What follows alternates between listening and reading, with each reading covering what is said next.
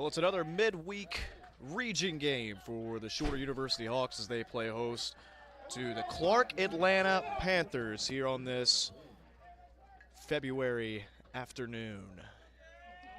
Just past 1 o'clock here on the East Coast, and first pitch getting ready to cross home plate from right-hander Wyatt Getz, and it's a swing and a foul tip off the bat of Gabriel Williams, the leadoff designated hitter for the Panthers. Panthers coming on the road, 2-8 on the year under the direction of head coach K.C. Carter. 0-1 the count, gets from the full. And a swing and a miss out of Williams.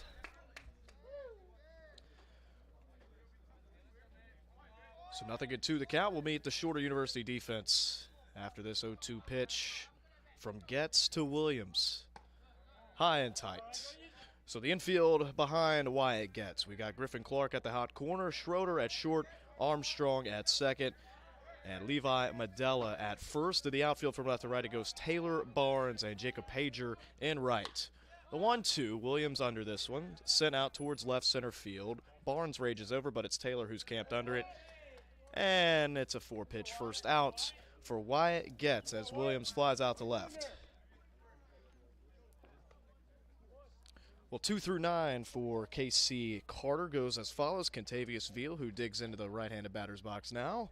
Bats 2-hole, followed by Mario Cuevas, the 3-hole center fielder. And then it goes McCants, Robinson, Manuel, Stewart, Garbett, and Andrews, 4 through 9. One away, and squaring around a bunt is Veal, but he pulls back. It's a called strike anyway. 0-1 the count.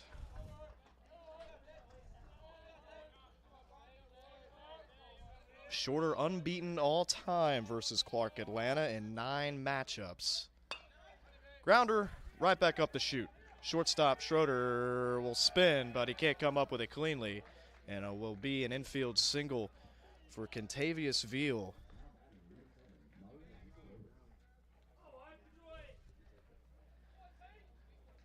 And I believe Getz was maybe the only guy on the infield who had a shot at that baseball with the speed of Veal getting up the first baseline.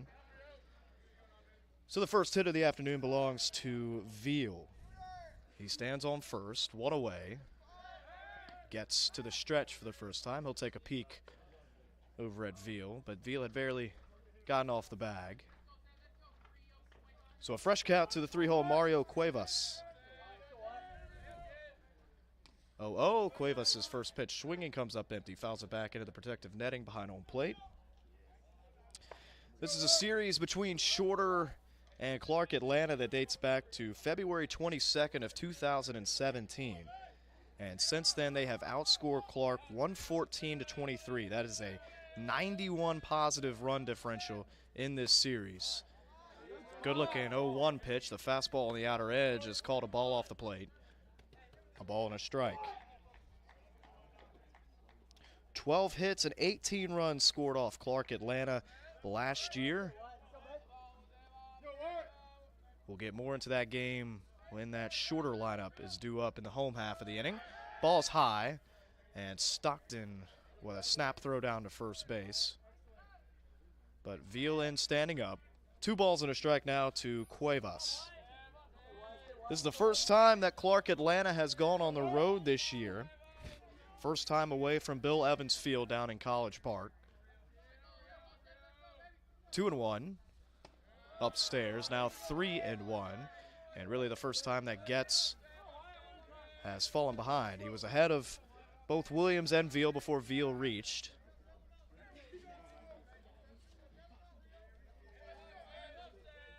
Three balls, 1 strike, 1 away.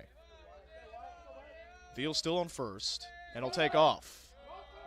And that'll be ball 4, so Veal will coast into second base. And it's a walk to Cuevas.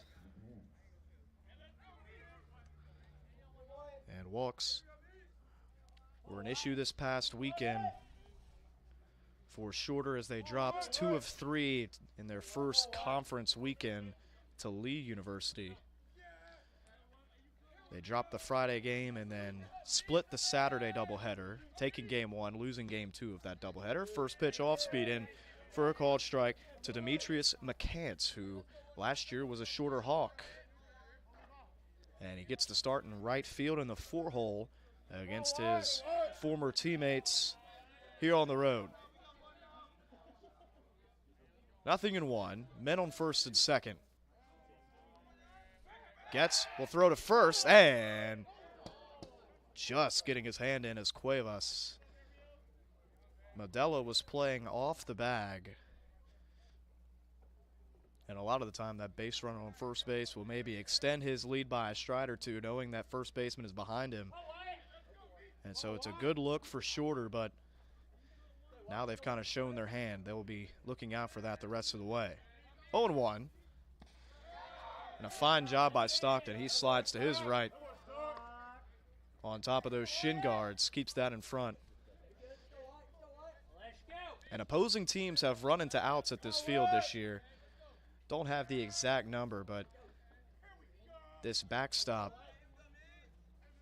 is very playable for catchers. If that ricochets back hard, you can easily catch a runner out to dry. 1-1 downstairs. So after Getz gets ahead of Williams and Veal, he falls behind Cuevas and McCants. Veal on second, Cuevas on first. A look back at Veal, and Getz comes to the plate. Downstairs again.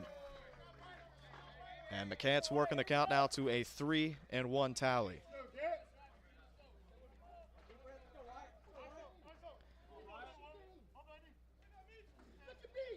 Middle of the diamond is playing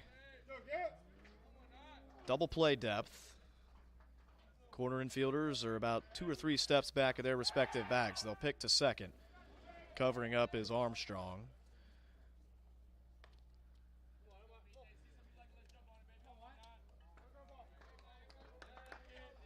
It'll be Elijah Robinson due up next. 2 consecutive 3-1 counts for Wyatt Getz, making his second start. This one is ripped, and Schroeder can't come up with it. Veal's coming to the plate, and it's Clark Atlanta jumping out in front. It was a hot shot to Schroeder, who leaped and had it pop out of the pocket of his mitt.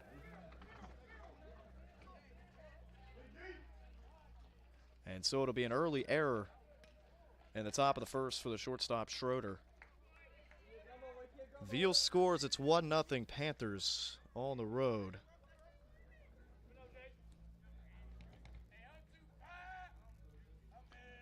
And now it's Elijah Robinson, another lefty.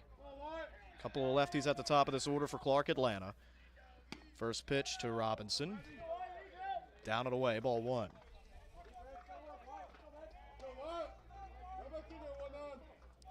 Robinson, 6'4", freshman out of Jacksonville. Very projectable in that left-handed batter's box.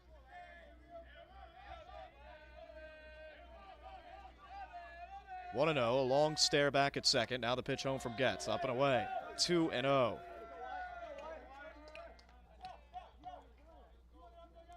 And for Clark Atlanta, they were swept by Miles College, who was a common opponent this year for both of these teams. It was Shorter who swept Miles to open up the year on opening weekend. 2-0. That's a good-looking strike. Paints the outer edge. And the count now 2-1. And Clark Atlanta, they gave up 45 runs to the Golden Bears this past weekend. Double digits each day. 13, 14, and then 18 runs given up. There are only 2 wins on the year, coming against Lincoln University and Stillman College, and both of those were 1-run victories. They beat Lincoln 5-4 and Stillman 4-3, so no stranger to tight ball games. 2-2, this popped up left side and out of play. So Getz gets back into the count after falling behind 2-0 to Elijah Robinson.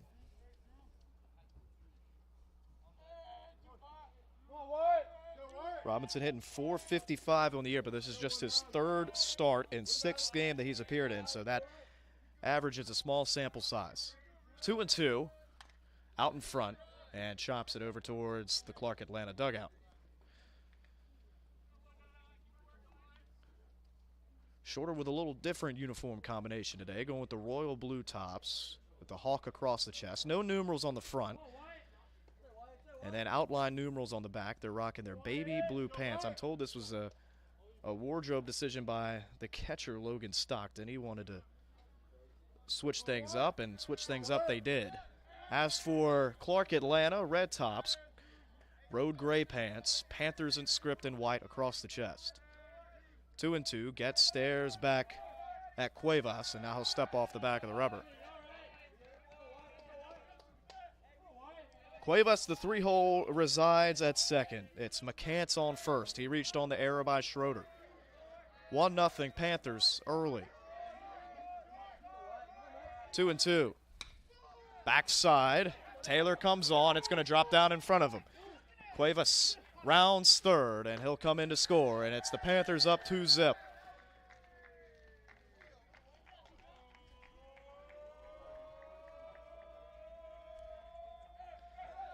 And for Robinson, that's his third run driven in on the season.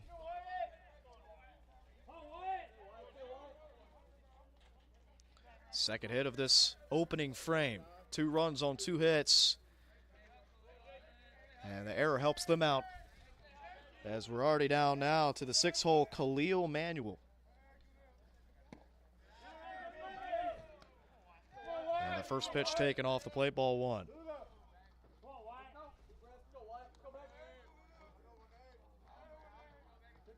Just 10 at-bats on the year for Manuel. Hitting .450. 1-0. Pitch is taken down and away. So thus far in the inning, Veal singled up the middle. He came around to score on the error committed by Schroeder at shortstop. And now we're going to get a visit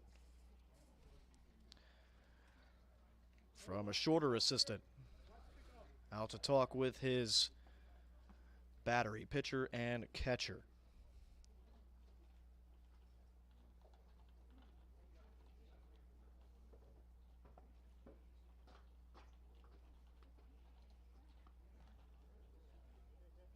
And this past weekend for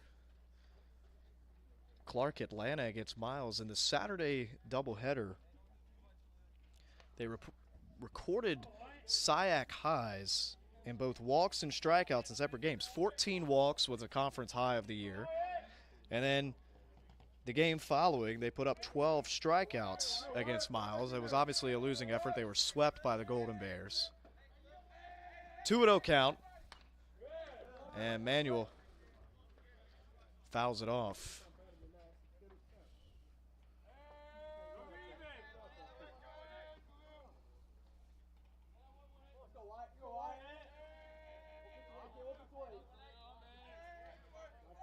So Manuel, the 6-hole left fielder, with 2 on and 1 out in this top of the first. A big swing and a miss. And they count 2-2. Already 23 pitches from Getz in this opening frame.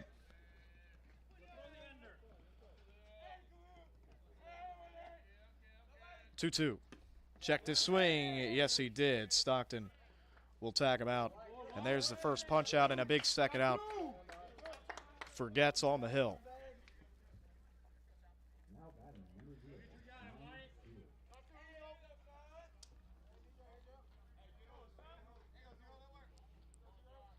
And so here is Sean Stewart, the sophomore out of my home state, Hampton, Virginia. Bats lefty, lefty against righty. And the first pitch inside for ball 1.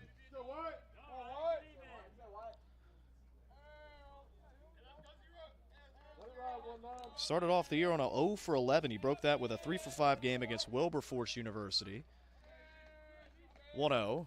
Ooh, high and tight. Will brush back Sean Stewart.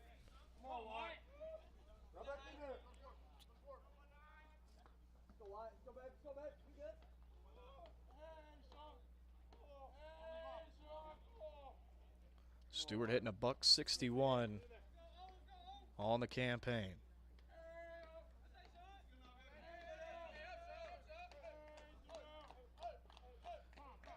And time called. And Stockton hunched over behind home plate.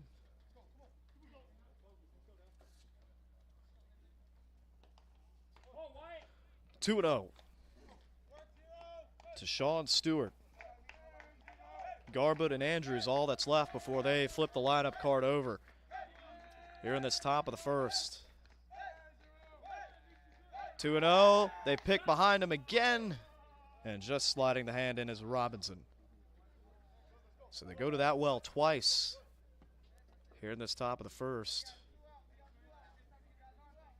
But now Medella will assuredly play big with 2 away and protect that right field line. 2 and 0, and Stewart has brushed back once again, so much so that he has to catch his fall by stepping across the plate. Now it's 3 and 0. And the 8-hole third baseman Tristan Garbutt due up next. 0-1 to load the bases here in this first inning with 2 runs already across and 2 more out there. 30th pitch of this first inning for Getz. In there for a called strike.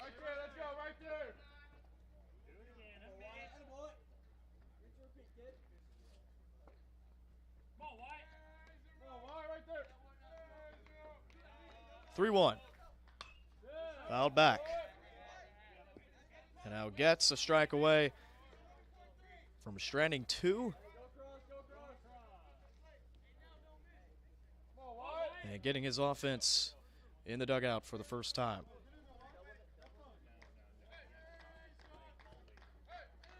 Full count. Runners will release. There they go. Fouled back again.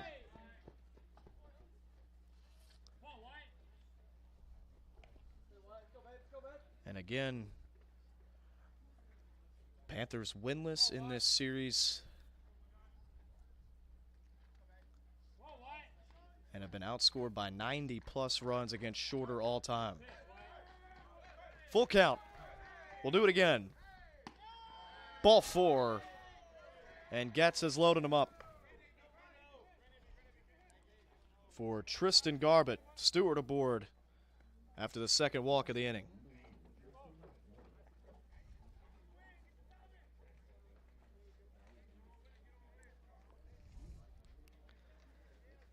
And I think that's going to be all we see from Wyatt Getz.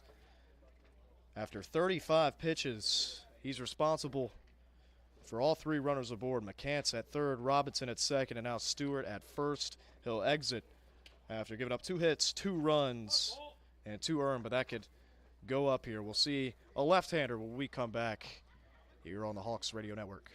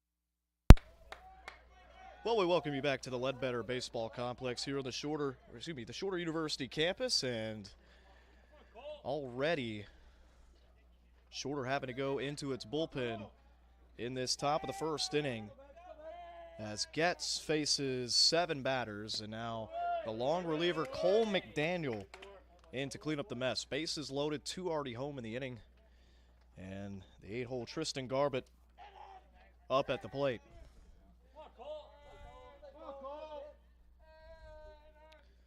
Nothing in 1 the count from Cole McDaniel to Garbett. Pitch home. Downstairs. The ball and a strike. And Cole McDaniel, who started the season opener against Miles, went 4 innings, gave up 9 base hits and 6 earned, has been in more of a middle reliever role since, as this one is flied out to right field. Pager has a beat on it. He's going to wave off everybody and make the catch. 2 runs in, but the Panthers strand 3. McDaniels gets out of the Getz situation. And now Shorter will have its first turn at the plate when we come back. 2-0 Panthers. Shorter to hit. Gavin Booker on the call here from the Ledbetter Baseball Complex. Bottom of the 1st coming your way next.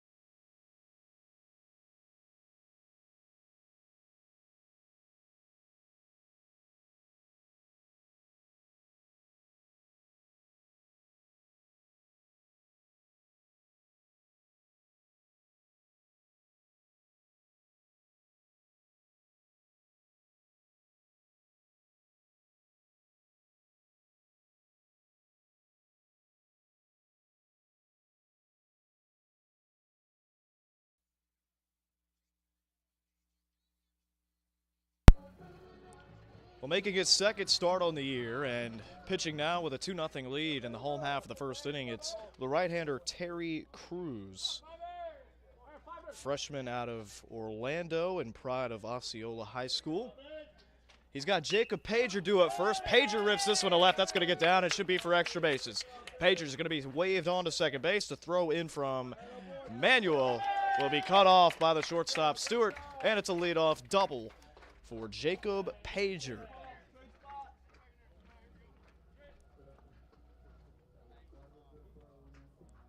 And for Pager, that's already his 6th 2-bagger of the year.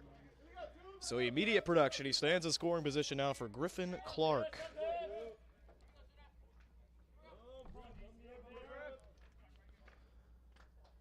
So after 1 pitch, Cruz to the stretch, and that's a first pitch strike into Griffin Clark. The rest of West Timmins' order goes as follows. Alex Brody's in the 3-hole. Good to see him back. We'll have more on him in a sec. Levi Medella in the cleanup spot. Barnes, Schroeder, Stockton, Armstrong, and Taylor will round it out. Ground ball to third base. They'll take the force at first, and in with a feet-first slide is Pager at third. So a fine play by Garbutt at the hot corner. It'll set down Clark.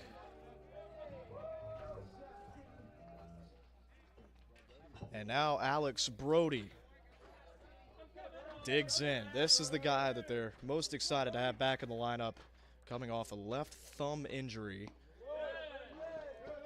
He's still got that left thumb taped up. Can't really see it under those baby blue batting gloves, but he is back in the lineup and taking his first hacks of the year. 1-0 count from Cruz to the 3-hole Brody. 1-0. Takes a little bit off, finds the corner, and it's 1-1. So Pager 90 feet away at third. And for Brody, the job is simple. The infield is back. Try to cut that lead in half. Something soft on the ground. Anywhere but back to the pitcher should get him in. 1-1 pitch is in the dirt, smothered by Andrews behind the plate.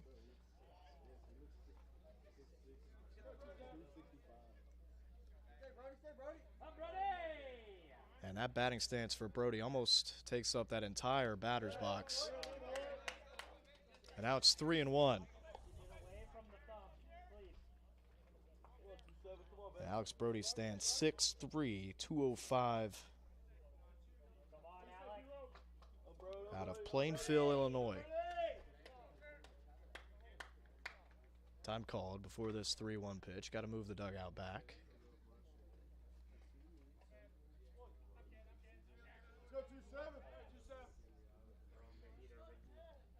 3-1. Ooh, upstairs, and Brody will walk.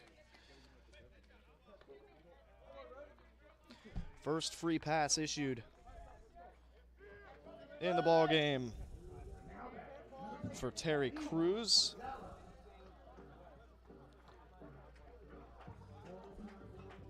And the walks were an issue last time Clark Atlanta was in town. They walked 19 as a team against Shorter in 2023.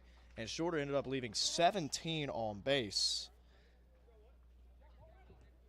So runners at the corners, one away for the first baseman, Levi Medella. Medella behind on this first pitch fastball. Sends it over our heads in the press box. 0-1. And just running through the order, you've got Barnes on deck. He had 3 hits and 4 driven in the game last year against Clark Atlanta. Schroeder, who will follow Barnes, scored 4 runs in that game. And Pager, who led off this game with a double, had 4 walks as well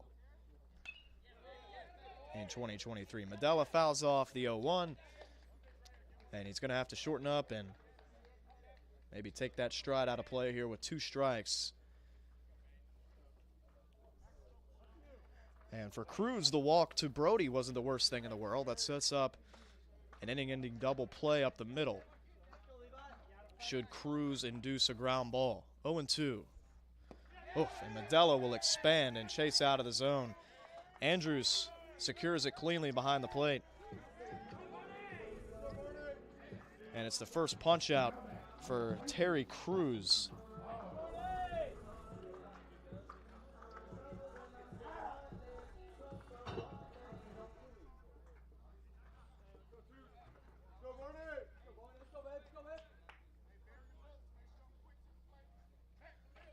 Cruz, walks were an issue in his previous 5 appearances, as now he has 8 walks to 11 strikeouts on the year.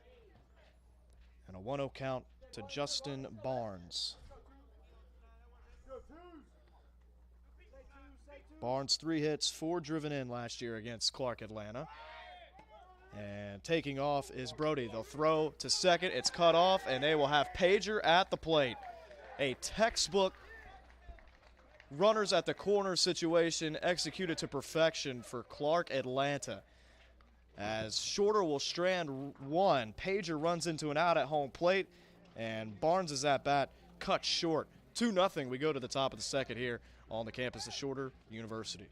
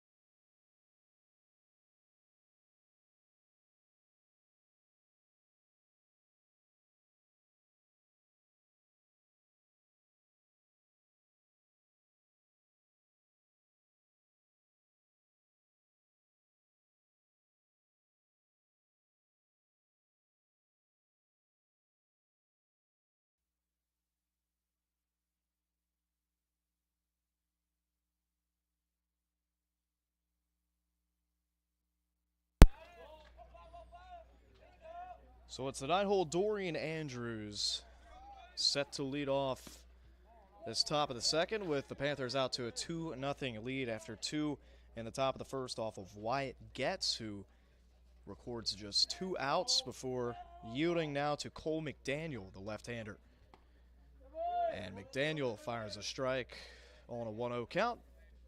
1-1 to Andrews. Williams and Veal, 1-2 batters to follow for Clark Atlanta. 1-1. Curveball, check the swing. No need to appeal. Yes, he did. And the count 1-2. So McDaniel already his 5th game on the young season. Swing and a miss. First punch out for McDaniel. They'll throw it around the diamond. And we're back to the top of KC Carter's lineup. So McDaniel threw game 1 against Lee this past weekend in relief of Simon Aluko. Kind of the same situation. Aluko, though, recorded just 1 out in that game before McDaniels came in, gave him a great lift, 3 innings, but did give up the 4 earned. But at that point, he was just an inning eater in game 1 of that series against the Flames.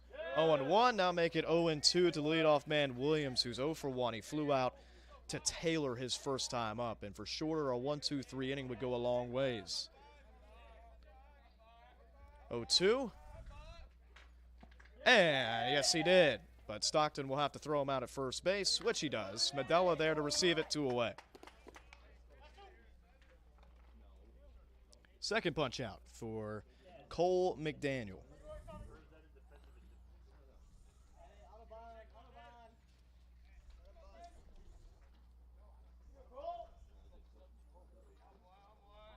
And now we'll see Contavious Veal for a second time. He was a preseason All-SIAC second team. Takes ball 1. 2-0 Panthers here early. And by the way, Schroeder defensively has now moved to third base with Clark shifting over to short. And Schroeder playing about 2 steps towards home plate at the hot corner. 1-1, and Veal takes off the plate. No other defensive changes, though, for Coach Timmons. But Schroeder committed that early error in the first. So I guess maybe moving him to third base will have some effect on the confidence for Schroeder. 2 balls and 2 strikes to count now to Veal after he fouls that one off. McDaniel a strike away from a 1-2-3 inning after the first saw 7 batters come to the plate.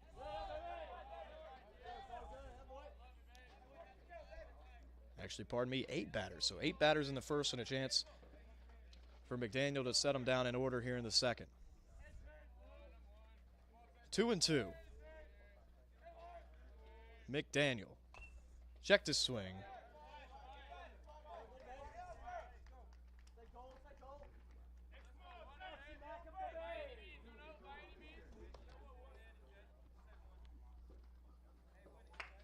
Veal a year ago led the Panthers in runs with 48, hits with 50, and hit a team-high 345. As we mentioned, preseason all-second team in the SIAC.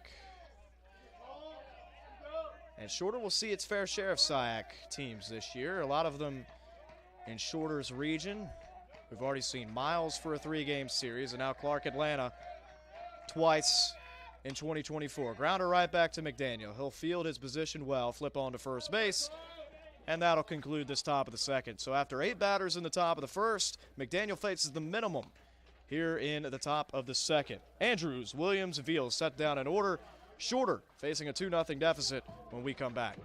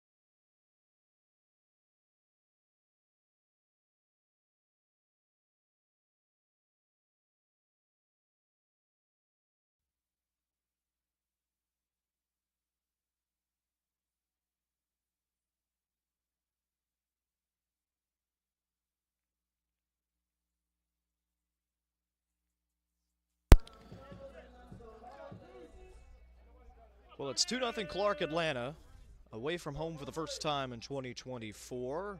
2 runs in the top of the first to put them ahead, and Barnes, whose at bat was cut short last inning, will start us off here in the home half of the second with a fly out to left.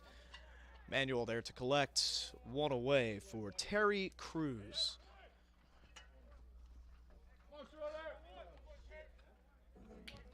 And that was a big league flyout for Justin Barnes.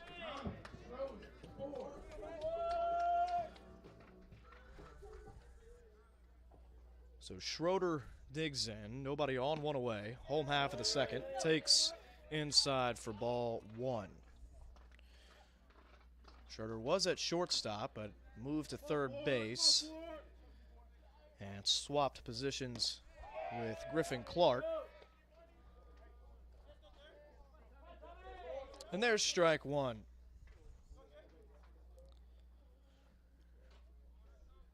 One. Right down Broadway. 1-2.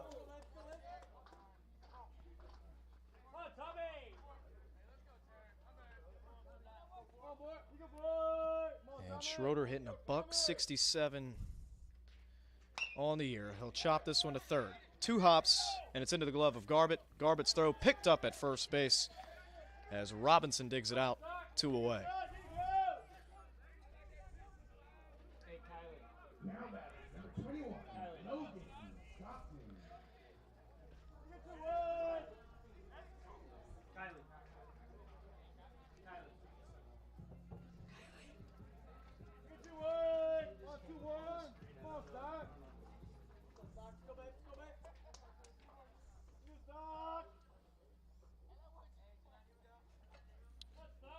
So 2 away, nobody aboard for the catcher, Logan Stockton.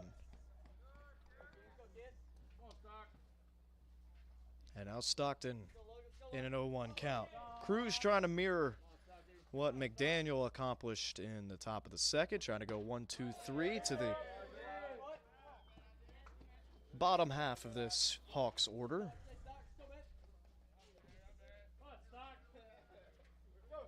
Ball and a strike to the 7-hole Logan Stockton.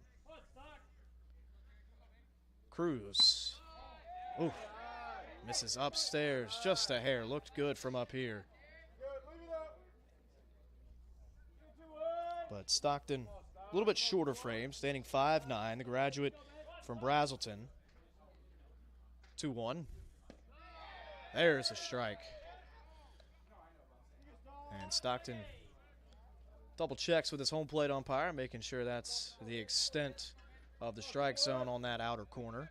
A lot of 2s on the board. 2 balls, 2 strikes, 2 outs here at the bottom of the second, and it's a 2-0 Clark Atlanta lead.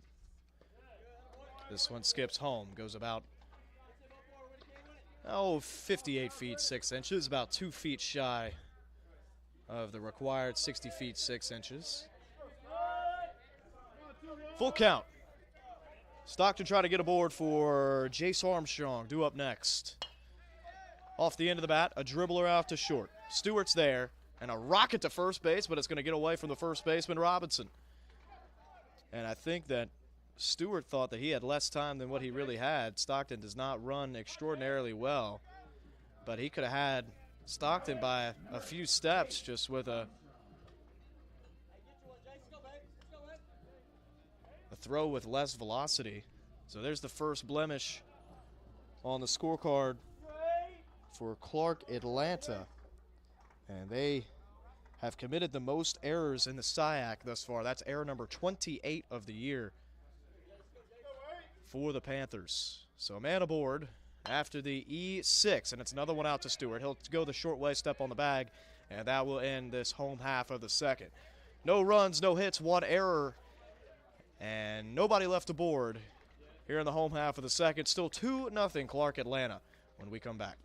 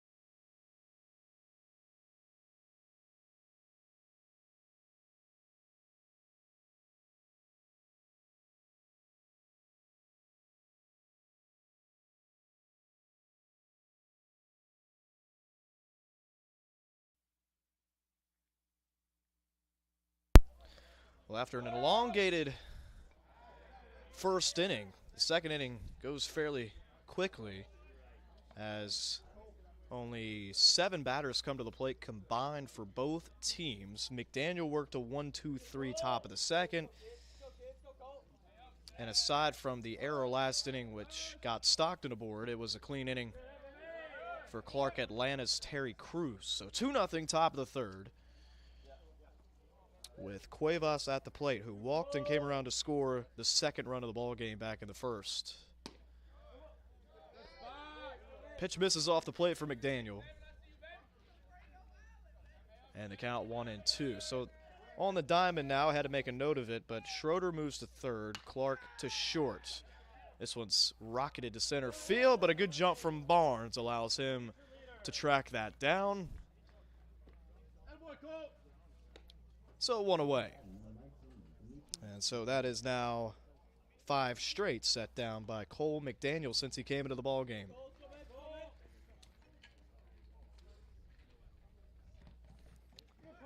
And here is McCants, the two-way outfielder and pitcher. Checked his swing on the 0-0 breaking ball. He'll appeal up the first base line, but our field umpire spreads his wings up there. Ball and no strikes. McDaniel again. Yes, that's in there. 1-1.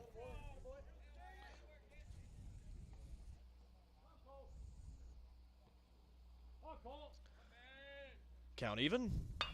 Grounded to third. Schroeder's there this time.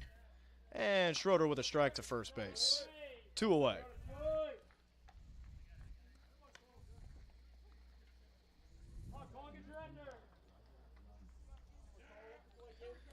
So make it 6 straight retired for McDaniel. And that'll bring up Elijah Robinson, who owns one of the 2 hits on the scoreboard for the Panthers. He was left stranded at second base back in the first. Grounder right side. Coming in is Armstrong. He'll flip on to first base, about a 40-foot throw. And it's a 1-2-3 frame for a second consecutive inning for Cole McDaniel. He's set down 7 straight now. It stays 2-0. We go to the home half of the third.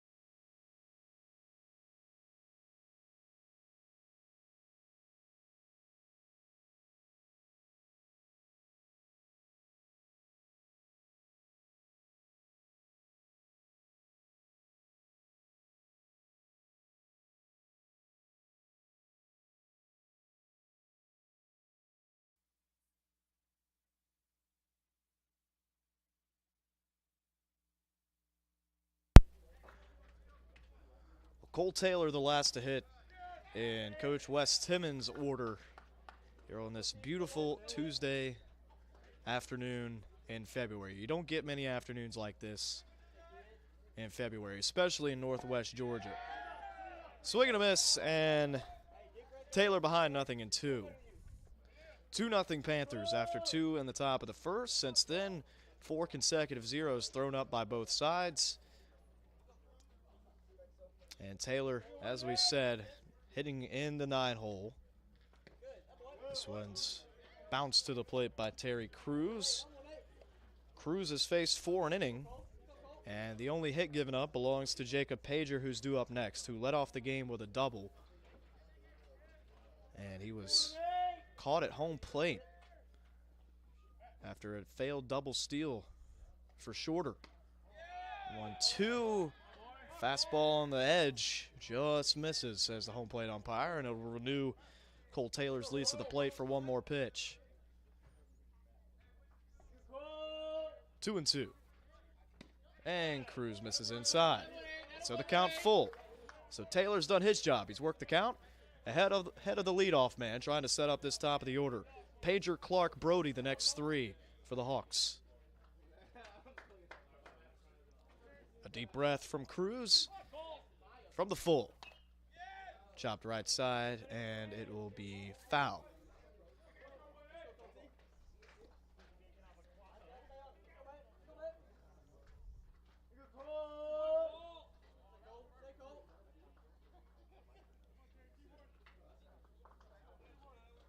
But partly cloudy and 52 degrees. Feels like of almost 60 here in Rome. And that feels like the second strikeout of the afternoon for Terry Cruz. Taylor caught looking in the first, backwards K on the card for the righty. Cruz, one away.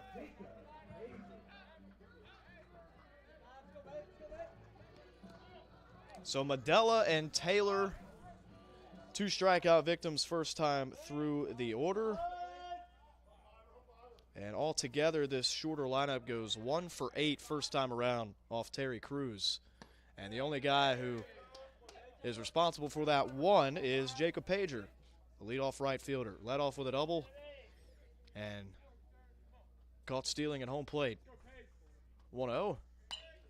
Popped up right in front of the dish. Cruz will yield to the first baseman, Robinson, who comes in. Makes the catch and then flips it to his shortstop. They'll throw it around. 2 away.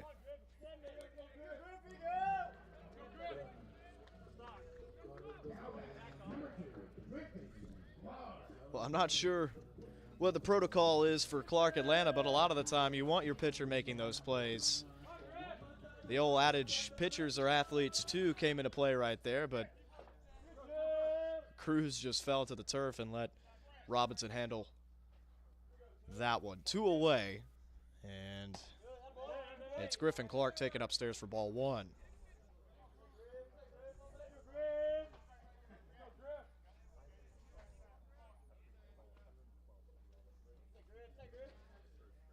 Ball and no strikes to Clark, who's 0 for 1. This one skips to the plate. And now the count 2-0. And if you take away the E6 for Logan Stockton last inning, then Terry Cruz would have a little run going. If you go back to Medella's strikeout to end the first, and you take away that Stockton E6, then he would have set down 6 in a row. 2-0. And ripped to left, but Clark well out in front of that one. Gets the bat head to it, but catches it off the end, and it's going to become a souvenir towards the campus entrance here at Shorter.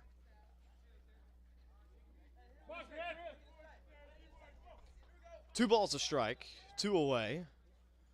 And Cruz, this one's ripped up the middle, and it's a single to center field for Griffin Clark. And so the 1-2 batters now both have base knocks.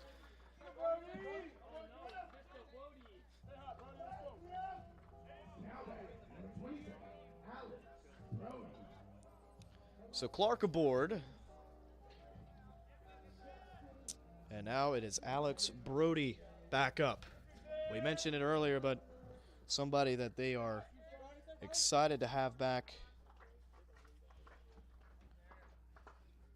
in this order. Swings through a first pitch off speed offering there from Cruz, 0-1.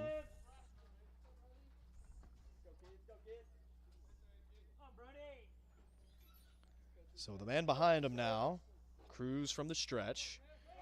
And taking off is Clark. Throw down from Andrews is in time and all in the money, but I believe Clark snuck the hand in. The throw kind of took Veal more towards the second base side of the bag, and because of that, he couldn't really get a tag in on the hands of Clark. So it's a stolen bag, and it's stolen bag number 39 of the year. That is 3rd in the country for Shorter. 0-2. Taking off, a good dirt ball read from Griffin Clark, and he's up to third. Well, there for a while, Shorter was tops in the country in stolen bags. But now, as we mentioned, they are one behind UNC Pembroke, who's also playing today, so we'll get that tally at the end of the day. But only behind UNC Pembroke and Northeastern States in Division II college baseball in stolen bases. That's number 39 of 41. So they've only been caught stealing twice in 41 attempts.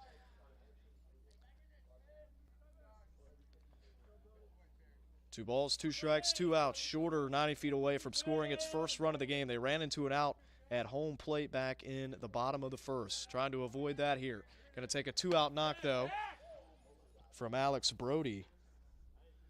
Pitches upstairs. They do have a base open. So if they don't want to pitch to Brody and they elect to throw to Medella, they could do so.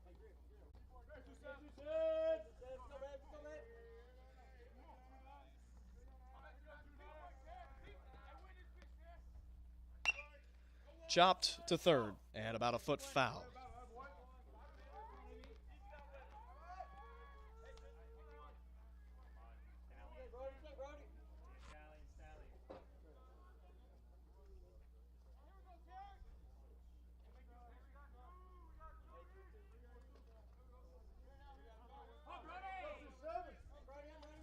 So Brody walked his first time.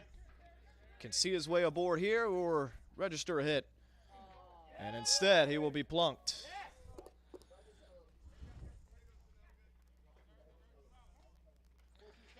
So Brody in his first game back. Not too many opportunities to swing the bat thus far. Walked his first time, and he's plunked here in his second plate appearance. So no official at-bat. Still 0 for 0 coming off the thumb injury. And now it's the Hawaiian native, Levi Medella. It's a favorable matchup, righty on lefty, runners at the corners, and something in the gap should knot this game up. Runners will be rolling on contact with 2 away. Cruz comes to the plate. It's up and away, ball 1.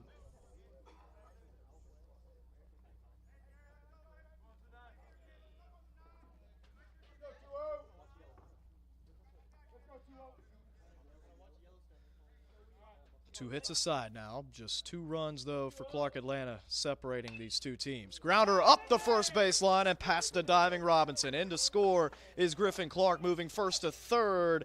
And in with a spikes first slide is Alex Brody. And it's an RBI single for Levi Medella. And the Hawks are on the board here on this Tuesday afternoon.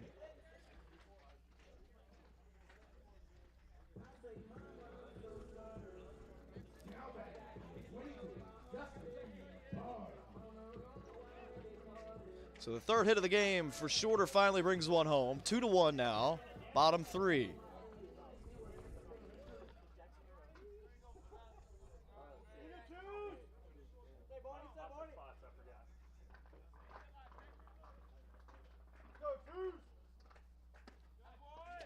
First pitch taken by Barnes off the plate.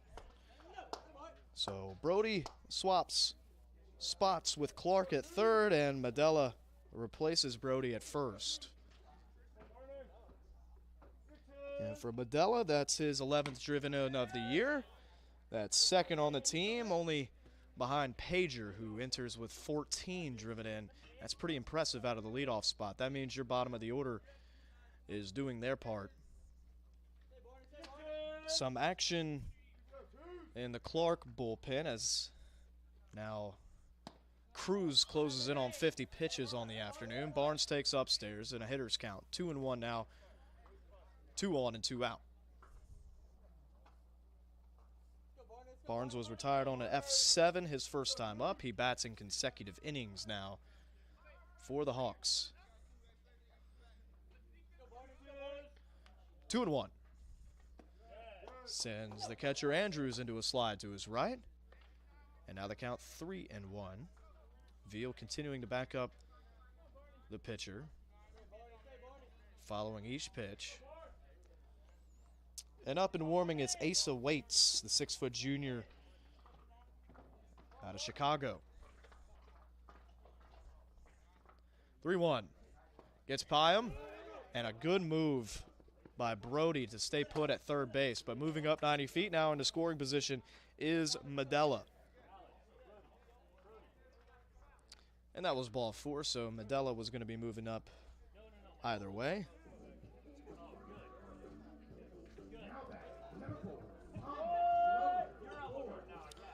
Second walk for Terry Cruz. Loads the bases up for Thomas Schroeder, who was a 5-3 putout his last time. And with pitching coach coming out to have a word with his right-hander, Cruz will step aside. 2-1, bases loaded here in the bottom of the third here on the Hawks Radio Network.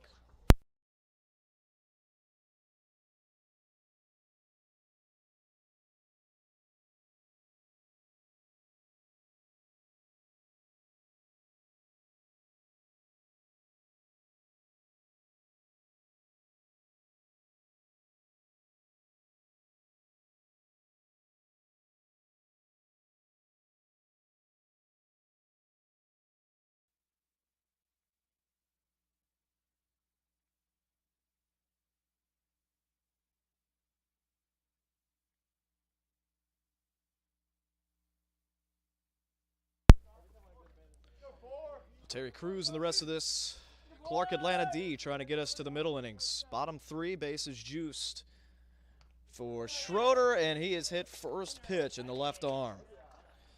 So Brody will come home.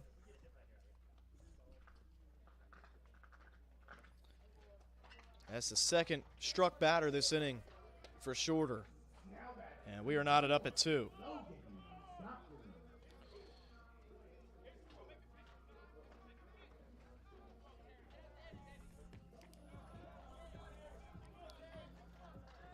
Stockton 0 for 1, digs in. Chance now to give Schroeder the lead. Speed on the base pass everywhere. Medella at third, Barnes at second, Schroeder at first. And Cruz with really his first rough inning. First pitch is a ball, 1-0. That was pitch number 51 of the outing for Cruz. 1-0, Stockton takes downstairs, 2-0.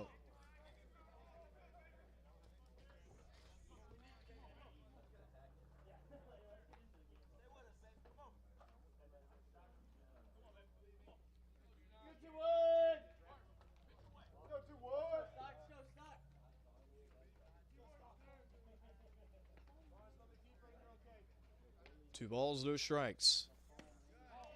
And ball 3 off the plate. So Stockton going to make him earn it. As yet to lift the bat off his right shoulder. 3-0. And ball 4 outside.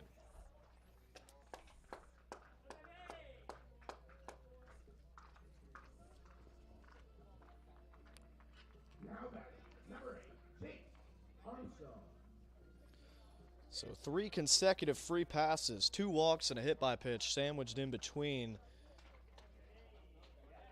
And Schroeder with its first lead, 3-2, bottom 3. Now the work starts to quicken up the right field line in that Clark Atlanta bullpen. First pitch, check swing, Armstrong falling behind, 0-1. He's 0 for 1.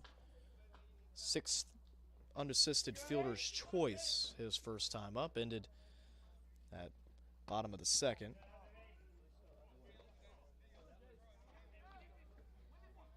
So now Barnes on third, Schroeder at second, and Stockton at first. Now Schroeder looking to tack on and now put some distance between themselves and the Panthers. This one's shot to third, 1 hop. They'll go to short way to second base. Well, Stuart Veal is waiting there, and the inning is over. So 3 runs coming to score on just 2 hits. They leave the bases loaded, 3-2. We go to the middle innings. Schroeder's got its first lead, And McDaniel will try to become the pitcher of record if he could get 6 more outs. Gavin Booker on the call here from the Ledbetter Baseball Complex. We go to the 4th.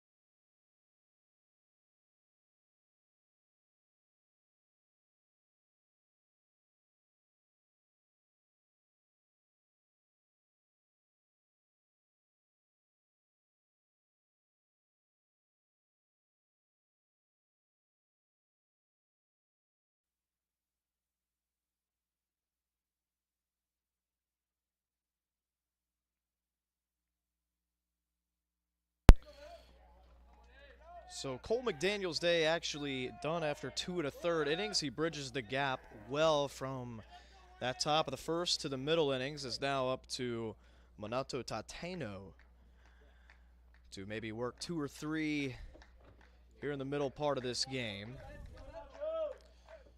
So McDaniel's final line, 2 1/3 innings. He throws just 26 pitches, and he had a long outing against Lee at the end of last week on Friday. So they're going to try to save the left-hander McDaniel ahead of a couple of Gulf South Conference games this weekend. 1-1. Swing and a miss. So due up to face Tateno, it's 6, 7, 8. Manuel, Stewart, and Garbett combined 0 for 2 with a walk first time around. 1-2. Tateno will induce a ground ball. A high chopper up the middle. The second baseman, Armstrong, over, and he's safe, they say. Not much more the second baseman, Jace Armstrong, could have done. Manuel gets up the line well. And that'll be a hit, the third of the game.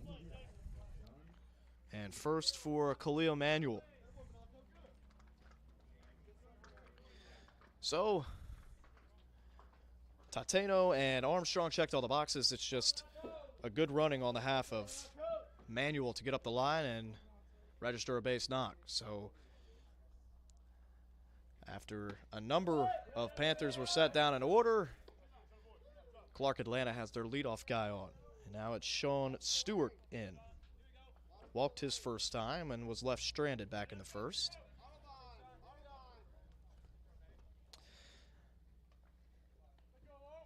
Oh, and 1, Tateno. Laying down a bunt is Stewart. They'll take their out at first base. And Mandela manages to slide his left foot on the bag just before Stewart got there.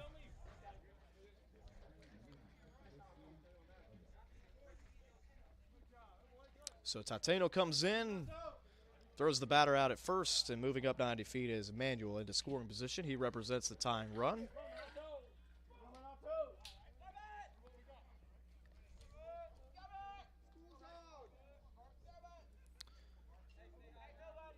So the sack from Stewart brings up Garbett. 0 for 1, flew out to right his first time. Big swing out of Garbett, well, way out in front against a Tateno breaking ball. So 0-1. The 9-hole Andrews on deck. 1 inside.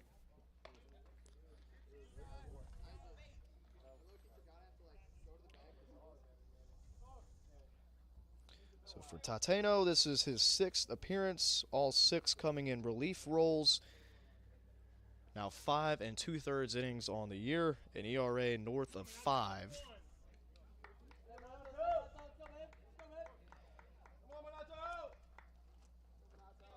Tateno, 11 walks to 1 strikeout in those 5 1/3 innings. Runner takes off, it's a hit and run, but under the ball and sending it out to center field is Garbutt. Barnes camps, and retreating to second base is Manuel.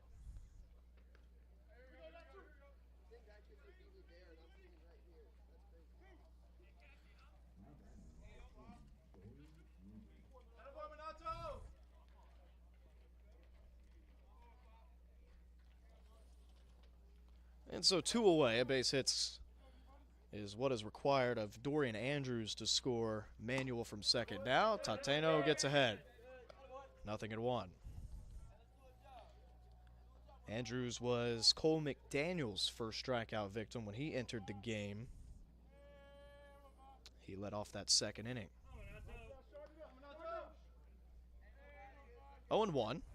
Tateno checks out second. Now he'll take a second look and come to the plate.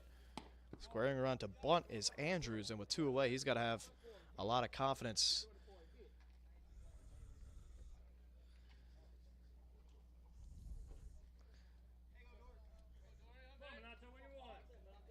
One and one. And Tateno not going to blow you away with his velocity, but he's got great movement. And the Tokyo native ahead 1-2.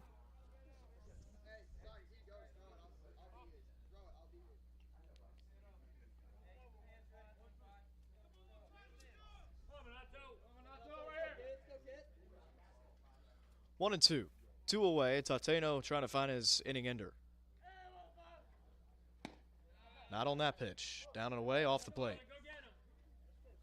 Almost in that left-handed batter's box. Stockton had to flip his mitt over and almost backhand that ball. 2's on the board. And a foul ball off the facade of that visitor's dugout. And that'll be a 2:15 alarm clock going off over there.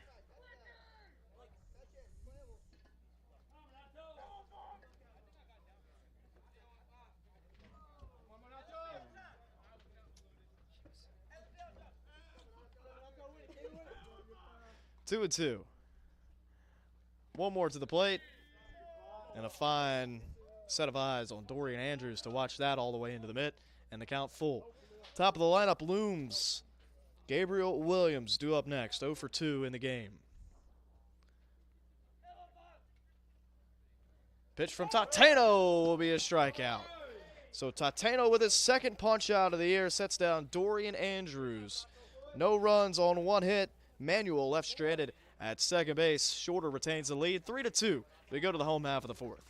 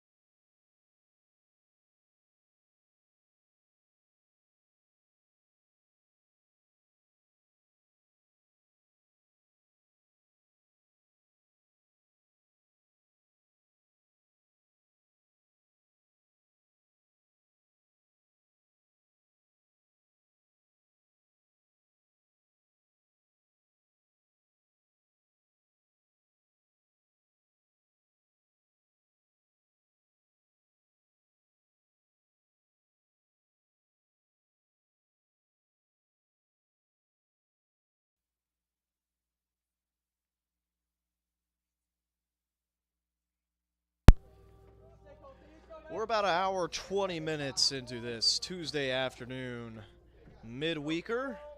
Shorter playing host to Clark, Atlanta. And it's a 3-2 Shorter lead after 3 in the home half of the third, and Shorter gets another crack at it here in the fourth. But head coach K.C. Carter going to his bullpen for the first time. The right-hander Asa Waits in the game now in relief of Terry Cruz. Cruz, the starter, goes 3 innings, gives up 3 hits, 3 runs, all 3 of those earned. He walked 3, hit a couple as well, and registered 2 punch-outs. Right now, if this score would hold, he would take the loss. 2-1 the count to the freshman Cole Taylor, who registered his first hit of his college career this past weekend against Lee.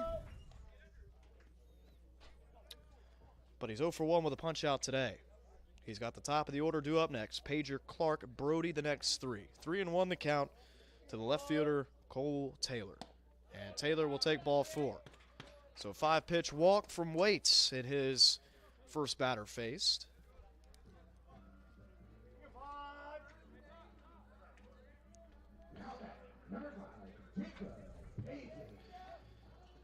And here is Jacob Pager, 1 for 2. He saw just 1 pitch off of Cruz his last time up. Popped it up the first base line. And a first pitch strike from Waits. So Waits right back in the strike zone. And it looks like a yoga class going on up the right field line for the Panthers. 0-1 upstairs.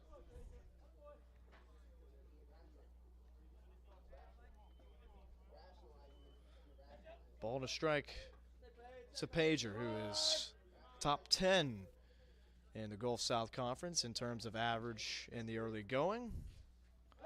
A check on Taylor, and a good throw may have had him.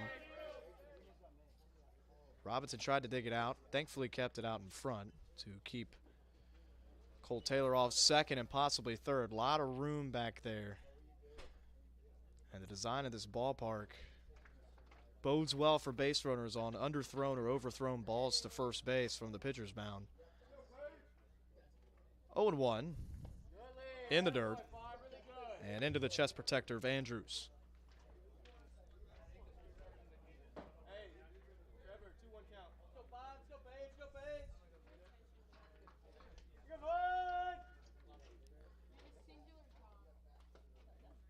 Two balls and a strike. Off the plate and off the mid of Andrews. That'll be a pass ball for Andrews behind the plate. And the count 3-1, looking like it could be a big inning already for Shorter. If they can get Pager aboard, then it's the heavy hitters of Clark, Brody, and Medella coming up next. 3 balls and a strike. Off the play, ball 4.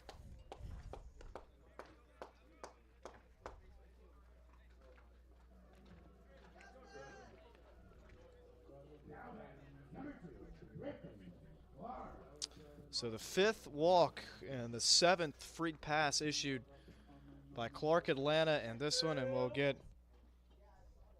another mound meeting between Andrews, Cruz, and a member of Clark, Atlanta staff. 3-2, runners on first and second. We'll step aside.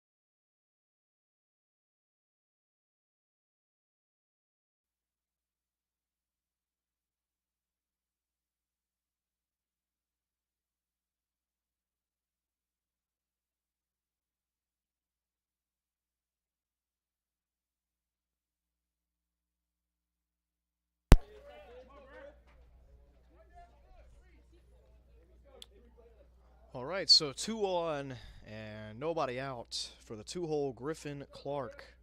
First 2 batters of the inning reached on a walk. And Shorter looks primed to tack on. The bunt attempt pulled back. The throw to third not in time. Taylor moves up 90 feet, as does Pager.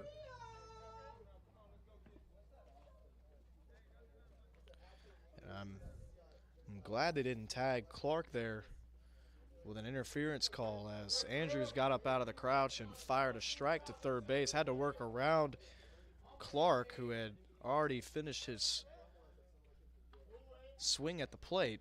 And now Clark will take a strike right down the heart of the plate. 1-1 the count to Clark. 1 for 2 is Clark. Singleton came around to score the first run of the game after the Medella single last inning. Down and in around the shoe tops. They do have a base open, but the last thing you want to do, load the bases up with nobody out. And already trailing in this game. 2-1. Popped up.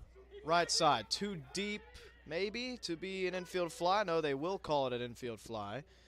And taking a few hard steps towards home is Taylor, but he will make a wise decision to go back to third. So an F9. By the way, a great play from Veal. He was moving back on the ball. If he ends up catching that ball instead of McCants, that almost frees up Taylor to come home, because all that momentum is headed towards the right field wall for Veal. But with McCants coming in and his momentum coming towards the plate, that forces Taylor to hold up at third base. So 1 away for Alex Brody.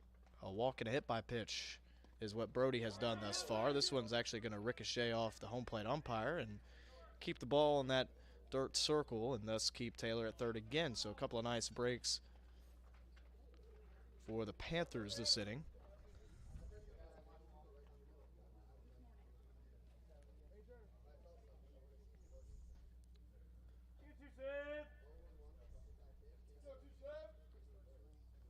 Here's Waits, 1-0, down and away.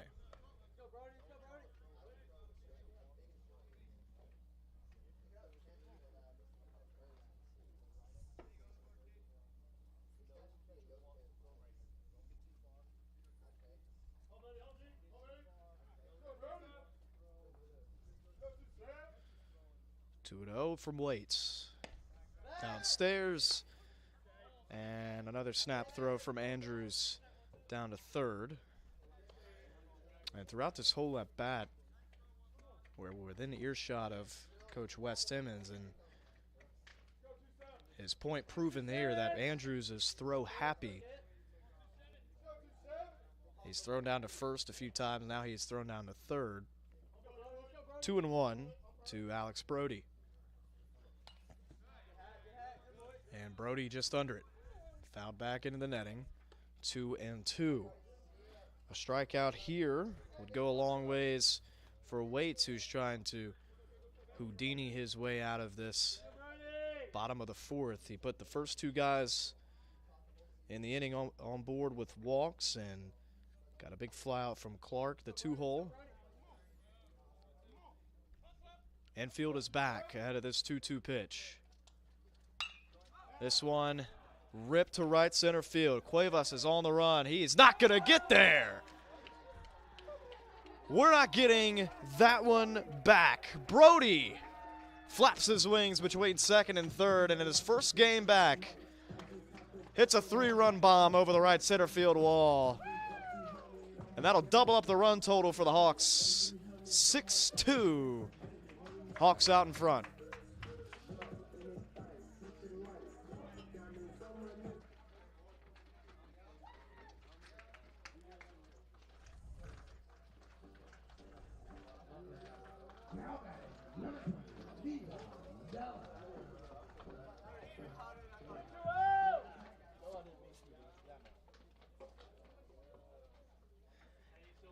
And that was Not a big league fly. That was a line drive out of here, splitting the difference between 388 and the 307 in right field. So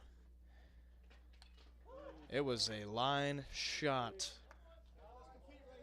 out to right. And for Shorter, that's their 9th bomb, or excuse me, the 8th bomb of the year.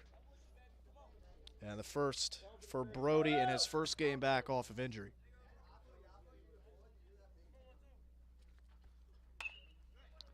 And a line drive to the first baseman, Robinson, 2 away. Medella puts a good swing on it just right at Robinson, 2 away.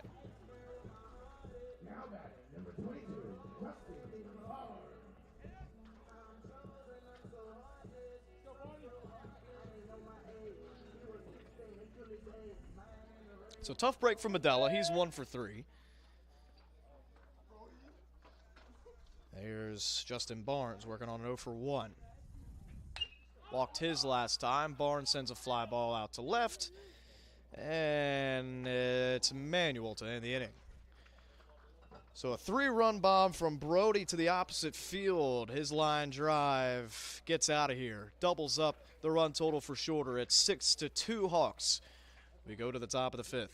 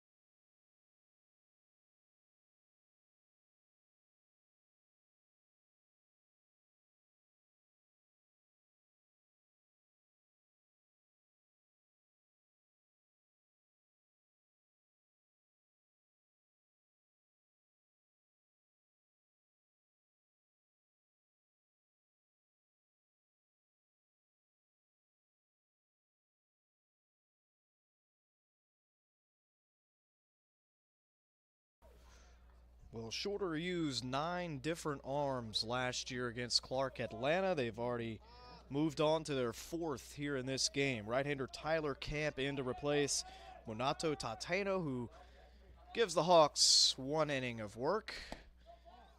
And this early in the year, it's just good here in these midweek games that don't have an effect on your conference win percentage to just see some arms and give some guys some work. And Tyler Camp is the new right-hander. Expect a heavy dose of off-speed stuff with Tyler Camp, particularly the changeup. And he gets the top of the order. Gabriel Williams, Contavious Veal, and Mario Cuevas, 1, 2, and 3. 2 times through the order, this top of the order has gone a combined 1 for 5. The only hit coming from Veal back in the first.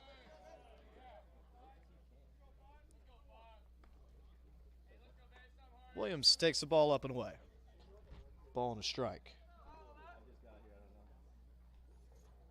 Camp, just his second appearance. He recorded 1 out against Lee this past weekend. Pitches inside. Williams shows Camp his numbers, trying to turn away from the pitch. And it's 3-1.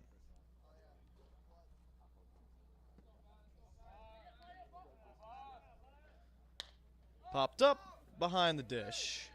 And that one will become a souvenir.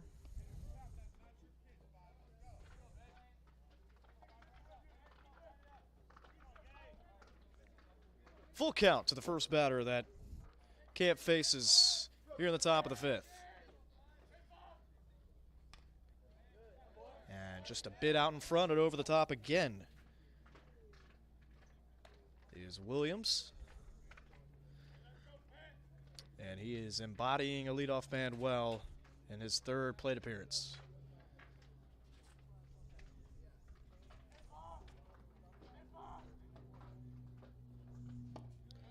And he'll take low.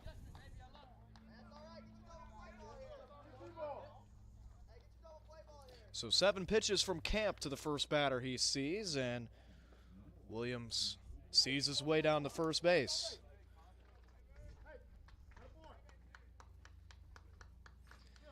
And a step in the right direction for Clark Atlanta, trying to get back into this ball game. 6-2 our score, top 5. And here is the preseason All-SIAC second team. Veal squares, pulls back accordingly as the pitch skips to the plate.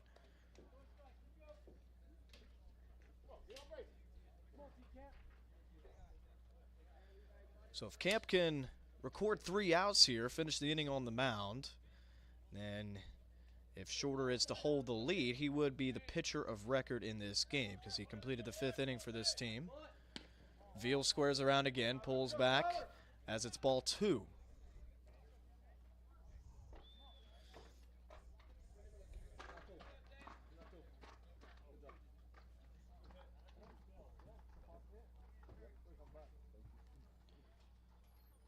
And Camp faced just 1 batter in that league game. Grounder through the 6 hole and into left field for a base knock. Williams will go station to station, and it's 1st and 2nd with nobody out here at the top of the 5th off Tyler Camp. Veal's 2nd base knock, and the 4th of the game for Clark Atlanta.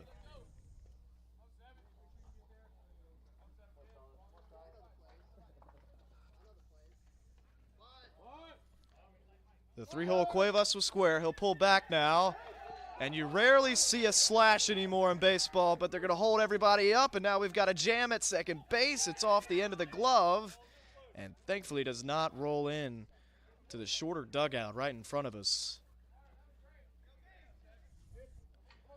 So the rarely seen slash play from Cuevas loads the bases up. And Williams had to throw on the brakes in a hurry. Veal's about to run up his back in between 2nd and 3rd. And just like that, Clark Atlanta brings the tying run to the plate. And that might end the outing for Tyler Camp. Wes Timmons out to have a word. He'll bring in the rest of the infield, and it will indeed end Tyler Camp's day. So Camp does not record an out of the bullpen. He is responsible for Williams on 3rd, Veal at 2nd, and Cuevas on 1st. And we will get a right-hander for the Hawks when we come back. It looks like it will be Landon Maynard coming in to pitch, the 6'2" junior out of Alabama. We'll preview him and bring you the rest of this 5th inning when we come back.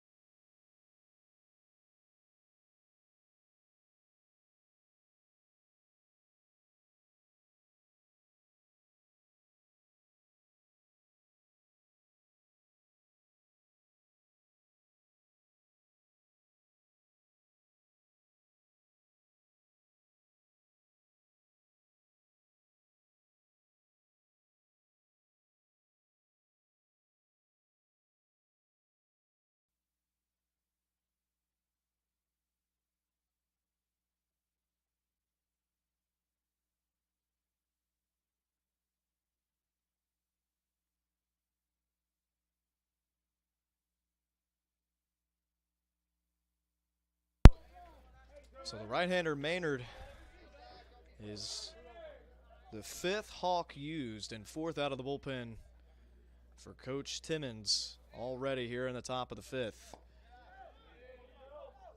And it's the former Hawk, Demetrius McCants,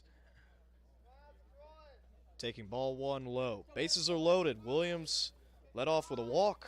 Veal followed him up with a single, then a slash single from Cuevas has put runners everywhere, and Maynard inherits the toughest of situations after Tyler Camp does not record an out. 1-1 the count to McCants. And McCants fouls it back. And McCants, believe it or not, actually has 10 innings of work on the mound.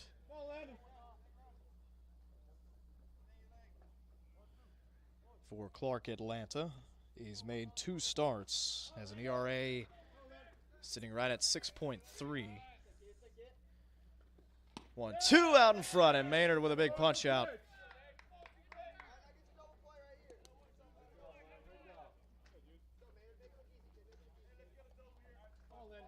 And so that'll bring up Elijah Robinson.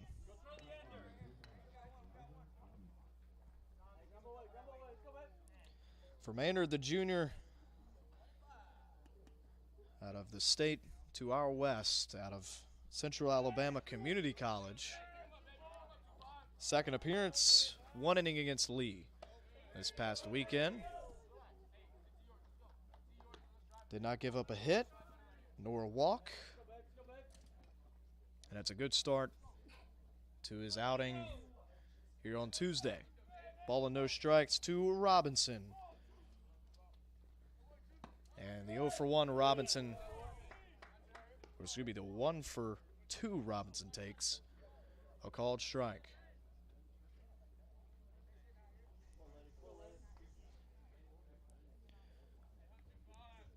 One, grounder in on the hands. Tracking it down is Schroeder, but it's foul. And you would love to have that ball be fair so that Schroeder could just step on the bag and throw across the diamond and strand a couple to get us to the halfway mark in this one. Popped up. This one will do also. Medella's back. He's to the right of the line. Runner is tagging from third. A strike to the plate, and they've got him. Stockton applies the tag, and Williams was in standing up. And Medella, who had a late reaction to the runner coming to the plate, throws a bullet home, and now Stockton slow to get up, being checked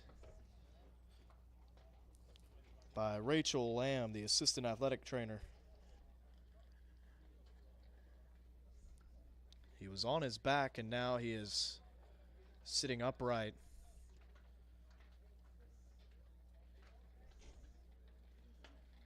And good to see Clark's third base coach, as well as Williams, who was coming home, still there checking on him, and Stockton is to his feet. Hasn't really pinpointed a location yet of where he's hurting. Maybe it's on his right cheek. I'm not sure though. We'll get a look at it, and we'll give you an update when we come back. But a huge double play to end the inning, and a rarely seen 3-2 double play at that. We've got a new arm for Clark Atlanta when we come back. 6-2. We're halfway through here at Ledbetter Baseball Complex on the campus of Shorter.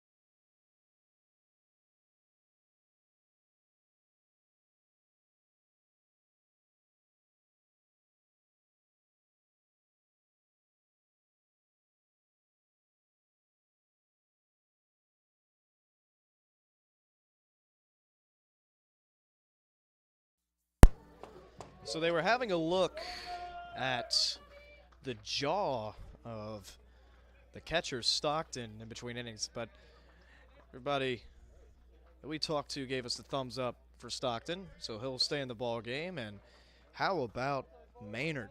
Inherits the bases loaded, and then it takes just 8 pitches to get out of it, thanks to a double play from Medella and Stockton to end the inning. And it's Schroeder with a leadoff base knock off the new right-hander Isaiah Newman. Schroeder's first hit of the day breaks an 0 for 2.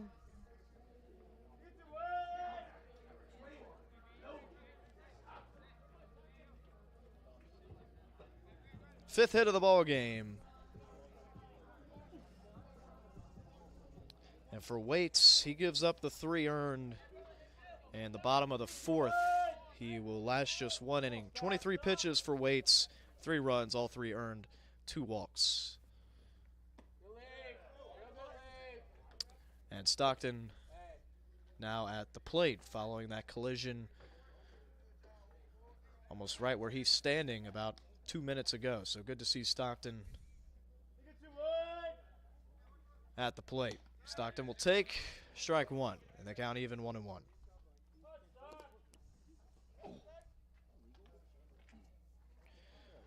So Isaiah Newman, the sophomore out of Connecticut, stands 6 foot tall, works from the middle of the rubber, and this pitch way upstairs. Andrews extends his left arm to bring that in after coming out of the crouch. 2-1. Newman's been good, a 1.80 earned run average, a whip under 1. This is his second game. He started in his first game against Virginia State. Check on first base. But 5 innings for Newman against VSU back on February the 3rd. 2 hits with just 1 earned, 2 walks, and 2 punch-outs. It was a quality start, to say the least. This could be a 6-4-3 double play. Veal turns it at second, and it is. And Schroeder is set down as well as Stockton. 2 away here in the bottom of the 5th.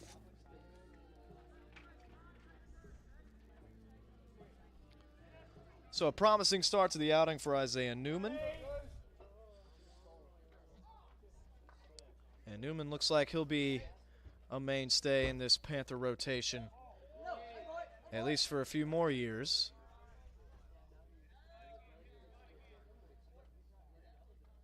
Did not pitch in the series against Miles College. 1-0, he checked his swing. Yes, he did, broke the plane.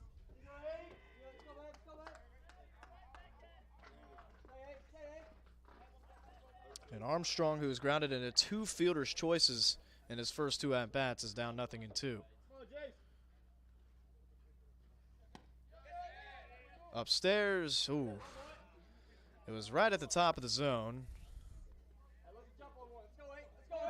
Could have been strike 2 even without the swing, but his check swing may have saved him from a strike call there. 2-1. Andrews tries to bring it up, but that doesn't catch the zone either. But Newman living right around that doggy door behind the plate. 3-1. And it's ball 4. So a 5-pitch walk, and Armstrong's aboard for the first time.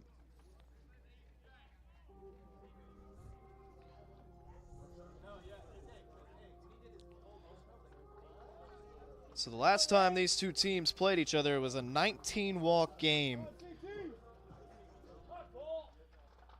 And that one right there is walk number 6 of this one. But if you take into account the 2 hit batsmen, there would be 8 free passes in this game for Clark Atlanta, and we're just barely over halfway. So they're not quite on pace for 19, but nonetheless, that's a lot of Hawks and a lot of traffic on the bases. 1-0. And Taylor with a big hack. But I felt the breeze off that swing from up here. 1-1. Taylor 0 for 1. He struck out and walked.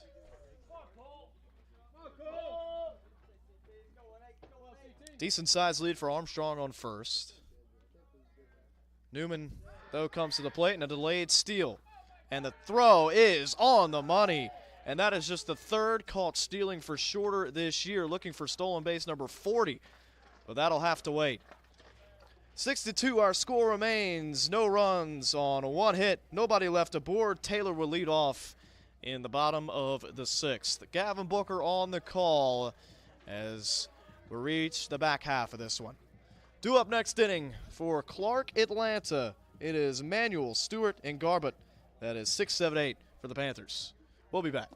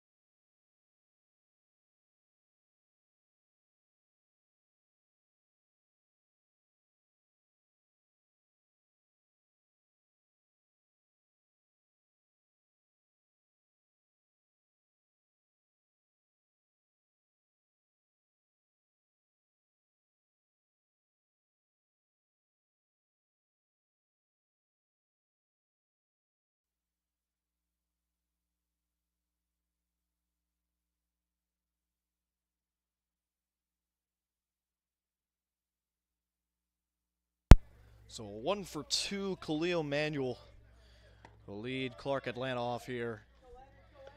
And the top of the sixth, just 4 at-bats remaining. They've kind of gotten deep into this Shorter bullpen. Maynard, though, is back out after it took him just 8 pitches to work out of a bases-loaded, nobody out jam an inning ago. 2-0 the count to Maynard. Or excuse me, to Manuel from Maynard. Taken low, 3-0.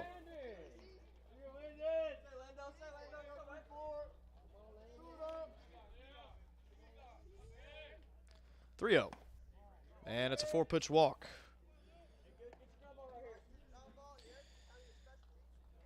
Fourth free pass issued by Shorter arm today.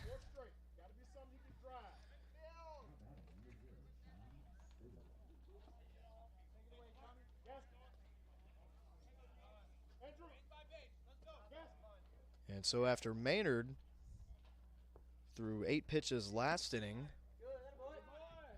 6 of which for strikes, his first 4 balls across the plate and his second inning are out of the zone. Starts off Sean Stewart with a strike, righty on lefty, and Stewart fouls it back. This is a Panther team that is not afraid to square around and play some small ball, move runners over, especially as you get down here to the basement of this order. Stewart, Garbutt, and Andrews are all bunt happy. 0-2 after the leadoff walk to Manuel. Backside, flown out to left field.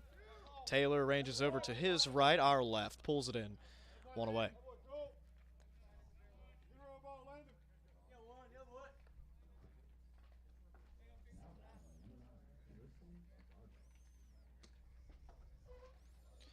And here's Garbutt, who's 0 for 2. 2 runs on 5 hits for the visitors out of College Park. Oof. Not just a show-me move to first base. Maynard was serious about that attempt. Threw a fastball over to Medella, but back in with a head-first slide is Manuel. They show bunt again. He pulls back. Going down to second. Stockton on the money. And they get him on the foot.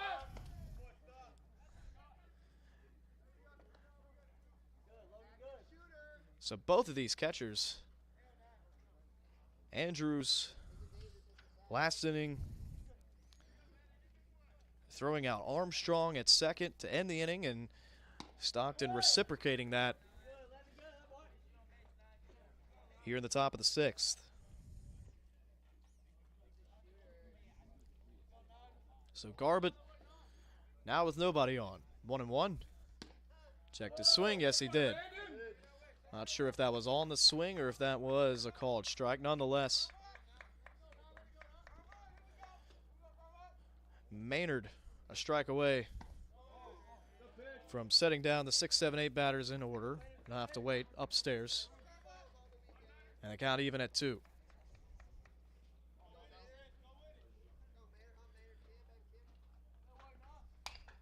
Maynard will let up a base knock. Just over the head of Armstrong at second base. And Garbutt has his first base hit of the afternoon. After going 0 for 2, he's now 1 for 3. And we will have a pinch hitter in the 9 hole for Dorian Andrews. It'll be number 44 in the Panther red. It'll be Menra Mapfumo out of the Bronx. So that ends Dorian Andrews' day behind the plate. He goes 0 for 2 with 2 punch-outs.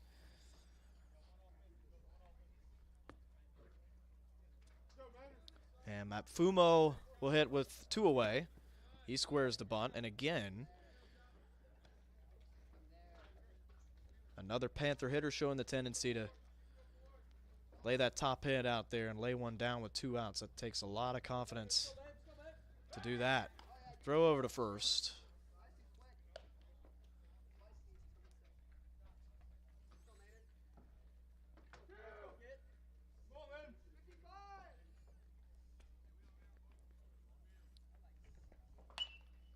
Popped up, right side. It'll be the second baseman, Armstrong, calling off Madella. And once again, a good inning from Maynard. Couple of blemishes. The leadoff walk to Manuel is erased with the Stockton caught stealing. And then Garbutt's single is left stranded. 6-2, it takes Maynard just 22 pitches to get through those 2 innings. He's in line for the win if the Hawks can hold on to things. 6-2, bottom of the 6th coming your way.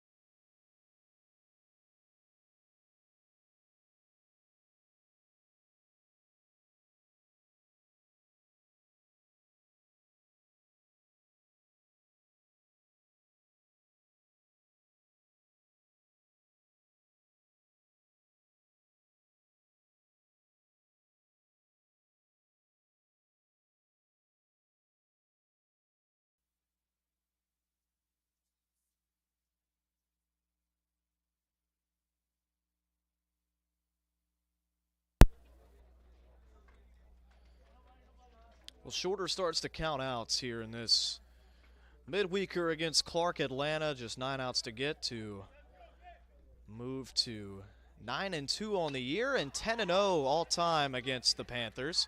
Popped up left side in the no man's land.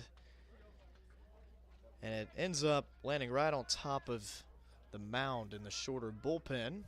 So eventful strike number 1 to Cole Taylor. He was at the plate when Armstrong was caught stealing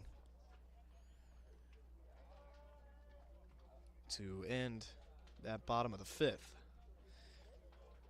Isaiah Newman stays in the game after it took him just 10 pitches last inning. So Newman, after about 2 weeks off, is looking pretty solid for Clark Atlanta.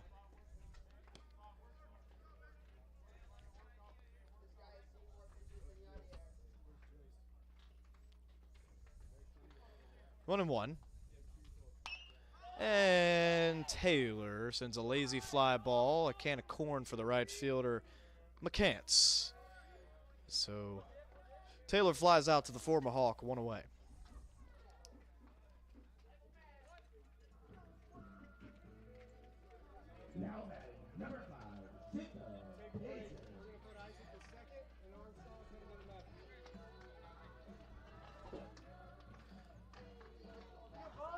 By the way, a new receiver behind the plate for Isaiah Newman. It's number 26, Courage Montgomery, redshirt sophomore out of Indy.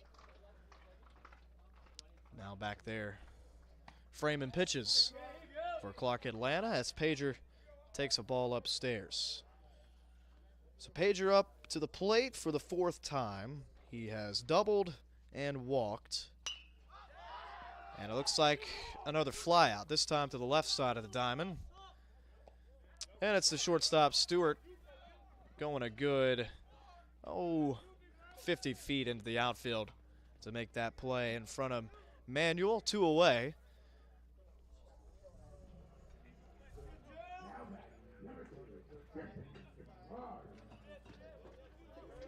So Pager not having the day I am sure he imagined at the plate, as he's now 1 for 3 with really only the hard contact coming back in the first inning and the first at-bat of the game for Shorter, but nonetheless he has reached base safely twice. Grounder left side. They go to Stewart again, a long throw and a solid pickup. No, they're going to say he was off the bag. Robinson must have moved that right foot just at the last second. Excuse me, his left foot just at the last second as he reached across his body to pick up that throw.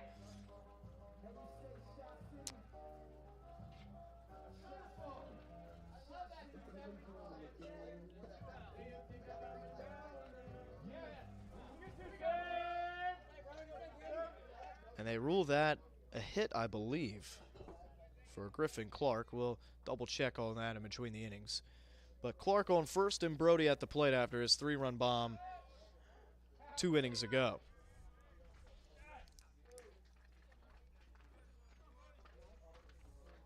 0-1 the count to Alex Brody. 1 for 1 with a 3-run jack.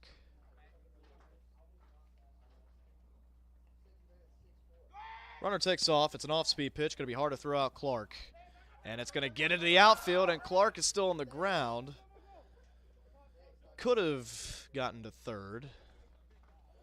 As it got by both Veal and Stewart up the middle, it was so far off the mark that the shortstop couldn't get all the way over to the second base side of the bag to keep that on the infield.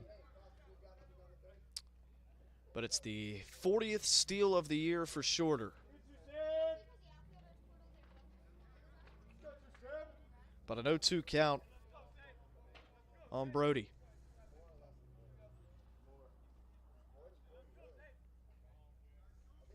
So Shorter 40 for 43 now. And depending on what UNC Pembroke does today, as this one's slapped towards the right side, collecting his Veal, and he has a short throw to first base, and the inning is over. So no runs on what's ruled a hit on the scoreboard, and 1 left stranded, 6-2 Hawks. This becomes a 9-out ball game. We go to the 7th here at Shorter University.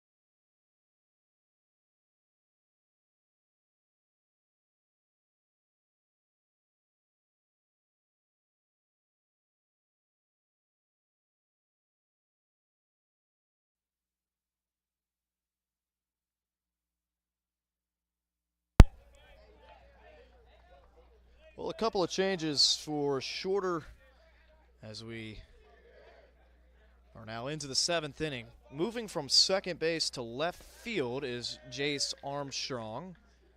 And then taking over in place of Armstrong at second is Isaac Harkins, who we saw for the first time this past weekend.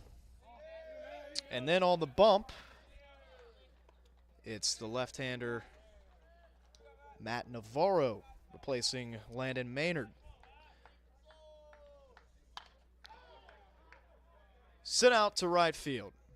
And Pager catches it a few steps in front of the wall. One away. Navarro sets down the leadoff man, Gabriel Williams. Been a tough day for Williams, now 0 for 3 with a walk.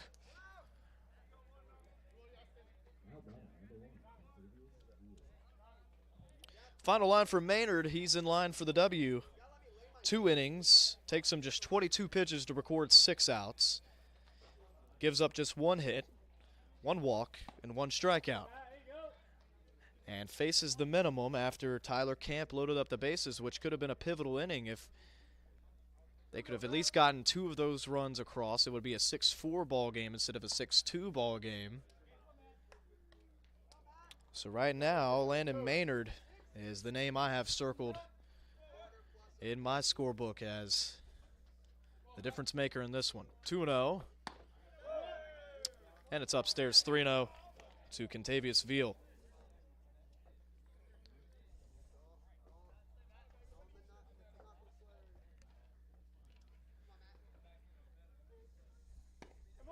And there's a strike. Veal's got a couple base knocks. And he is, right now, the only Panther to have multiple base hits, and he's aboard once again. But this time via a walk. So Navarro puts him on.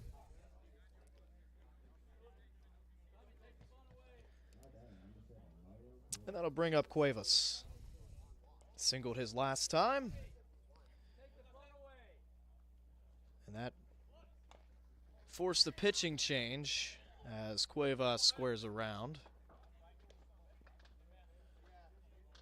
But it was Cuevas who was the last batter before Maynard entered the game. He was the last one to face Tyler Camp in the 5th.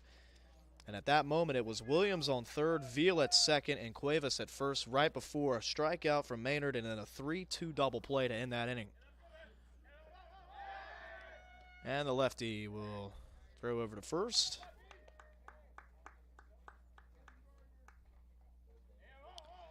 Second left-hander out of the 6 arms used today. Runner takes off, swing and a miss, and the throw too late, and Veal has a stolen bag.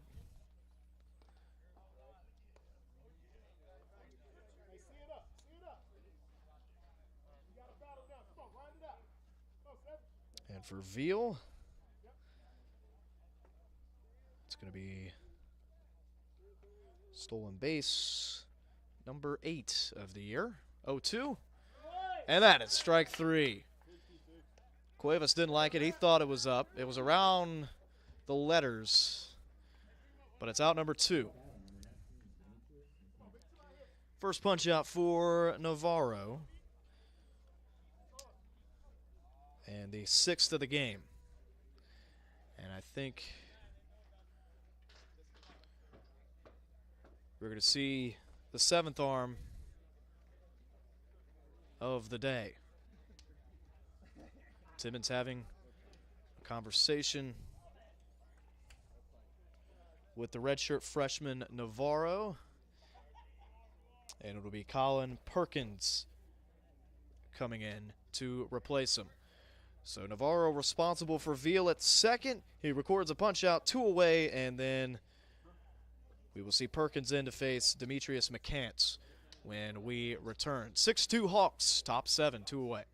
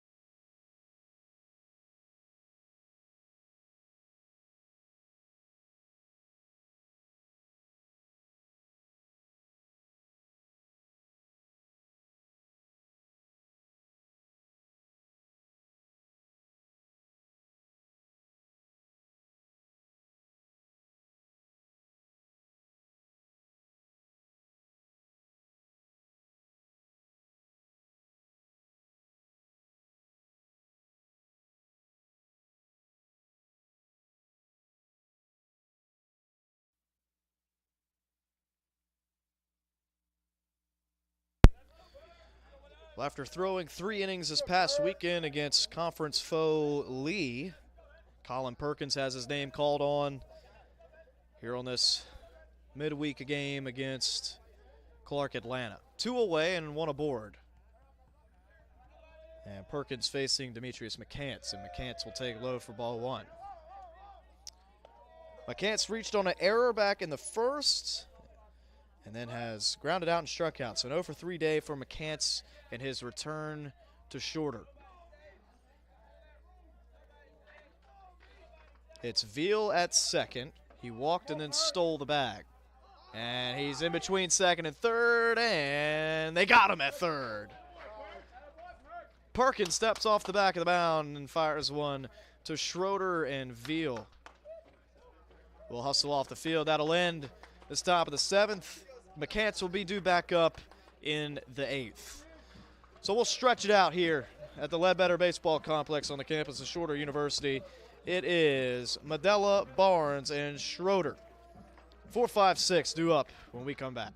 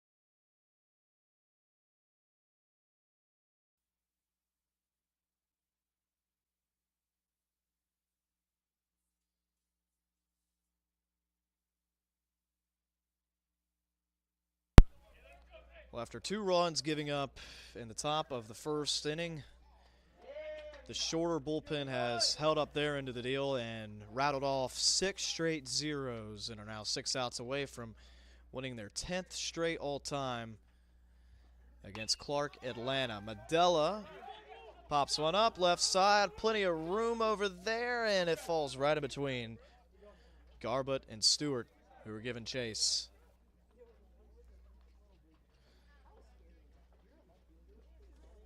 Well, if you don't play here 30 times a year and you don't practice here 50 times a year, you really don't know how much room you have. That's why it's important pregame for infielders to kind of get a feel, and outfielders really too for that matter, to get a feel for this ballpark. There is a lot of room to either side of the first and third base bags. 1-1 to Medella, he takes. But again, if you're new to this ballpark, or you've only played in it 2 or 3 times, then it's hard to gauge how much room you have. Because that's a play that both Garbutt and Stewart could make. It's just, you're just so timid when you cross over that line and you start taking steps 4, 5, and 6 over, and you put a right hand out to try to feel for that wall. 3-1. Inside, and a 5-pitch walk to Medella. He's aboard for the second time, his first free pass.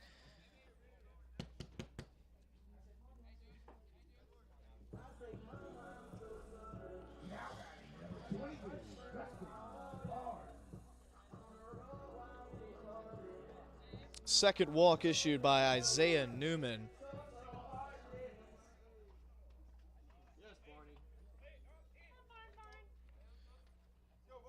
Mark Atlanta will bring their third baseman Garbutt in to even with the bag. And Medella on first. Slight lean back towards the first base bag. So it doesn't look like Medella has any intentions of taking off, but you're also talking about a team that's third nationally in steals. They've added a couple more to that tally today. 1-0, Medella stays put, and the pitch upstairs to Justin Barnes. Barnes is hitless, 0 for 2. He walked back into third.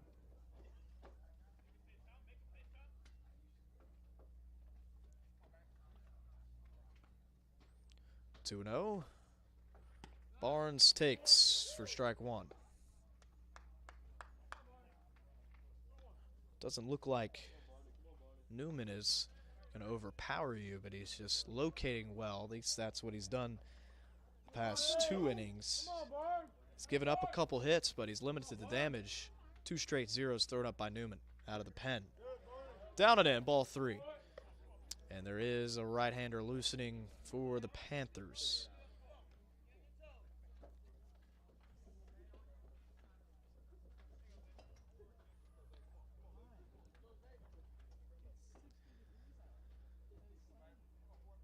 Three balls and a strike.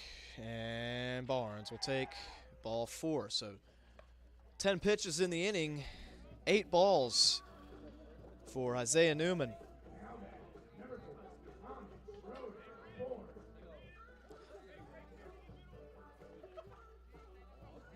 And the urgency up the first baseline in that visitor's bullpen has been taken to a new level. So first and second, nobody out. And Schroeder, who singled his last time up.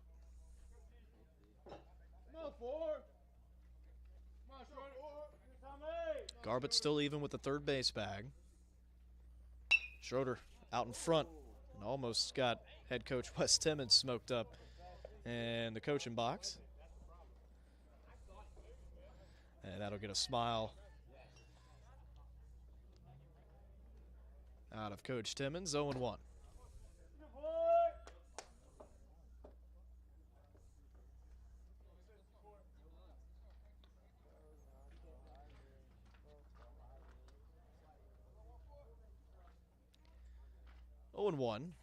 Newman to the plate. Now 0-2. Taking a look at the early standings in the Gulf South.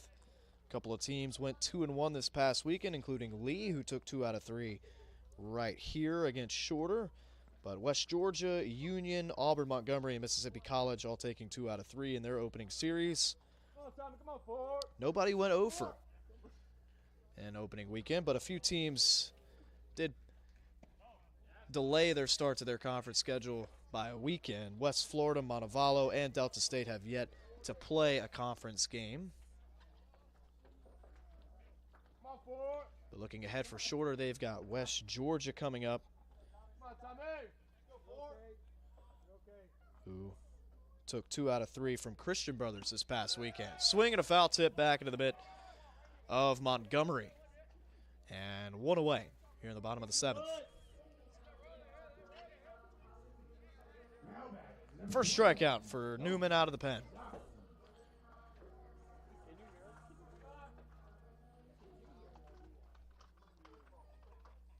Couple of games in action right now. Christian Brothers trails Talladega 6-4 out in Memphis. Mississippi College and William Carey scoreless in the second. They just got going in the Central Time Zone.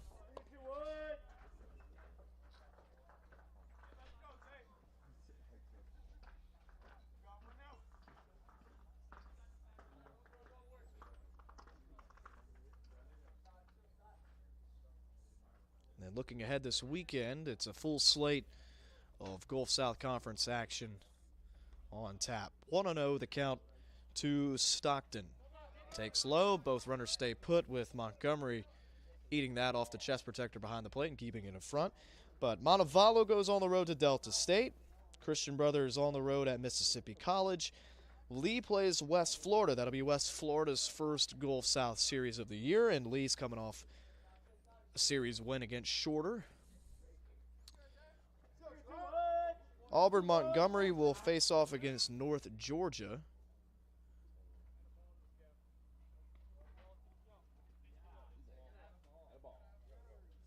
And I believe that's the first pitch clock violation that we've seen. Add a ball to the count for Stockton. It's now 3-0.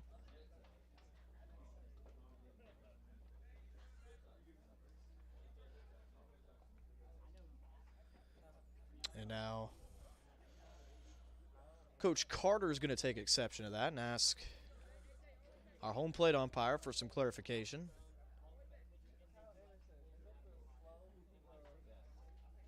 And then the field umpire will mosey on over to the first base line and issue an explanation.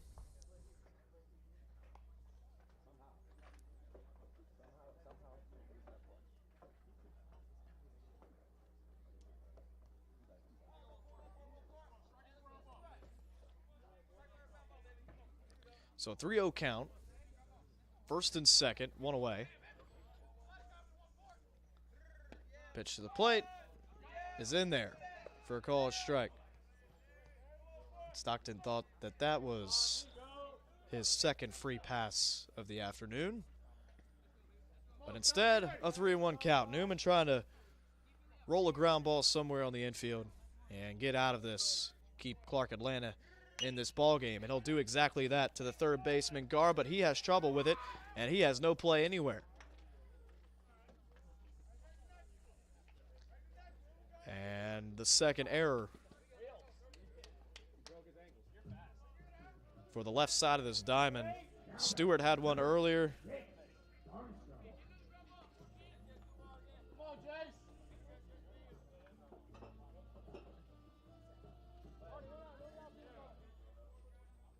And now Garbutt with one. How about that? Second time that Stockton has reached on an error. So Stockton giving the left side of this diamond all kinds of fits in this one. 0-1 the count, bases loaded for Jace Armstrong, who moved from second to left field a few innings back. And he's got a 1-1 count.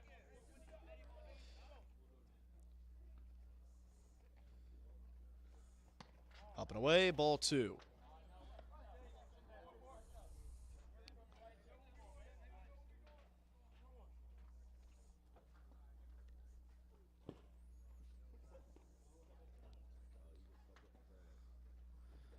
Medella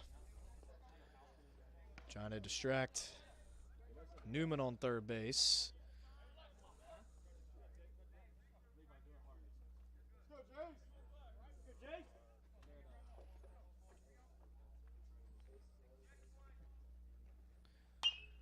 And Armstrong, his eyes got big on a 3-1 count. Pops it up to right, and McCants with a nice and easy throw to the home. And that'll keep Medella at third.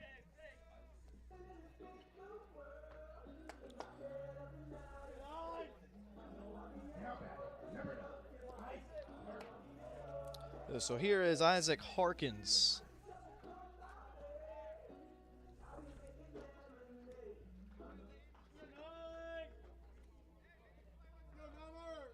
Harkins' first at-bat today after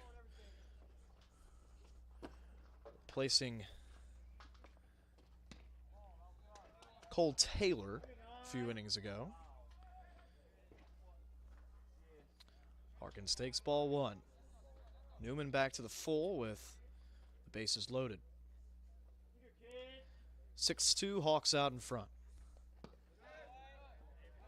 Pitch is a called strike right around the knees of Harkins.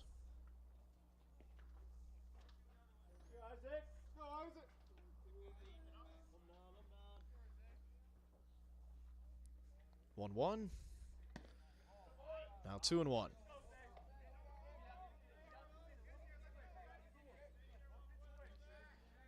But right now, Panthers still one swing away, and Newman trying to keep it that way.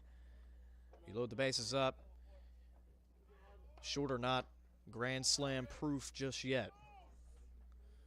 2-1. And gets by Montgomery, but doesn't get too far behind him.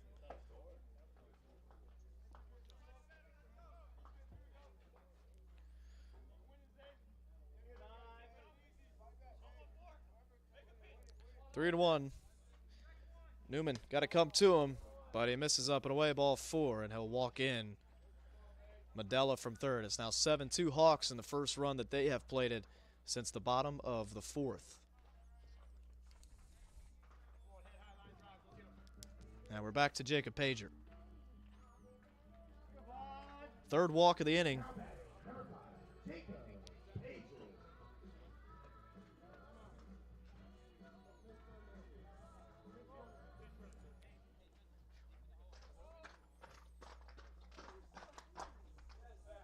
Seventh batter of the inning coming to the plate, and we're going to have a pinch runner for Logan Stockton, as that is Zach Johnson, the 6'3" utility man out of Detroit, coming in to pinch run for him at second.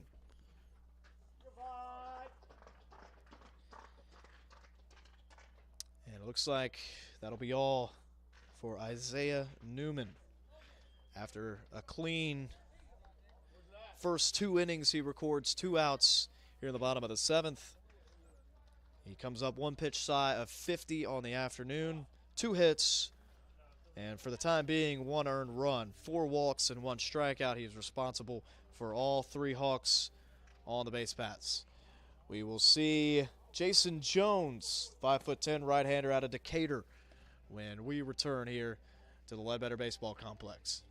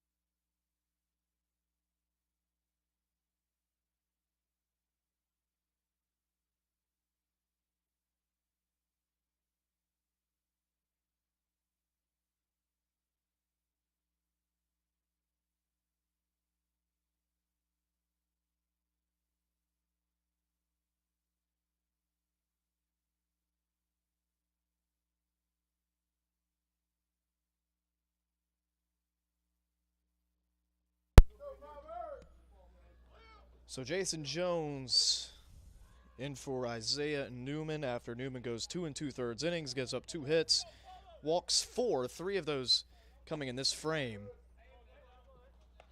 And that could really mar his line this afternoon. Really solid those first 2 innings, just maybe got a little overextended here coming off of a few weeks off. But it's Jason Jones in, the freshman out of Decatur, making his 3rd appearance, pitched 3 innings against Southern Baptist, and began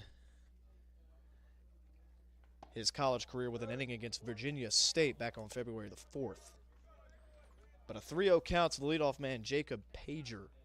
Hawks up 7-2, 1 run in the inning. So they have scored in the 3rd, 4th, and now 7th innings. 3-0. And Jones will walk him on 4 straight.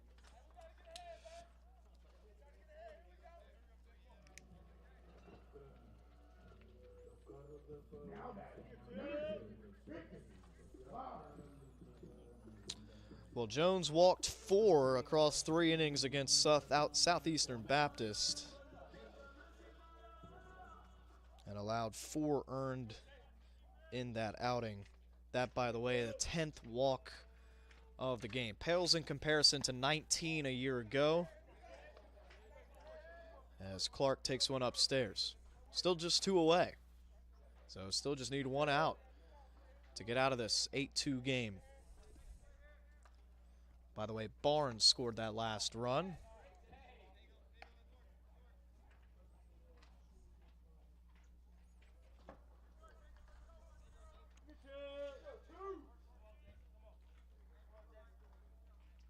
Two-0. Jones yet to throw a strike.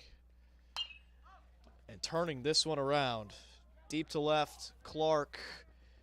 It is caught by Cuevas. Inning over. So 8 batters come to the plate. It ends with a Griffin Clark flyout to deep left center field. 2 runs do come across to score. Not a base hit to be had in the inning, but 4 walks put the Hawks up 6.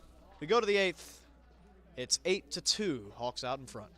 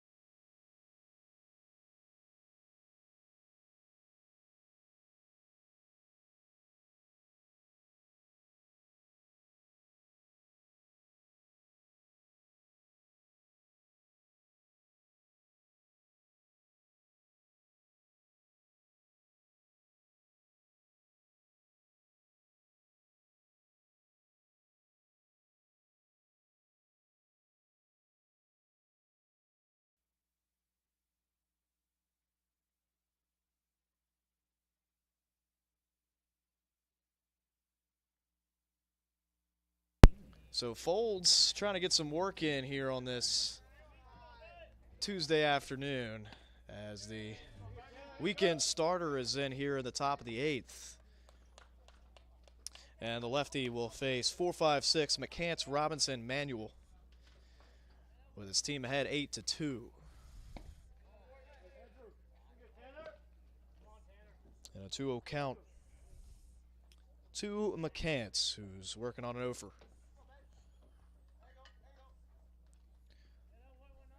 2-0. Now 3-0.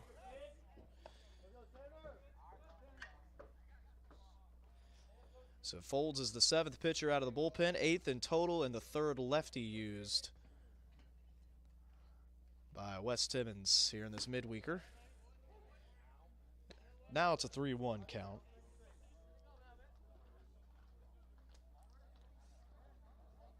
For Folds, it's his 6th appearance. He's made 3 starts on the year. Redshirt sophomore out of Calhoun will throw first pitch walk.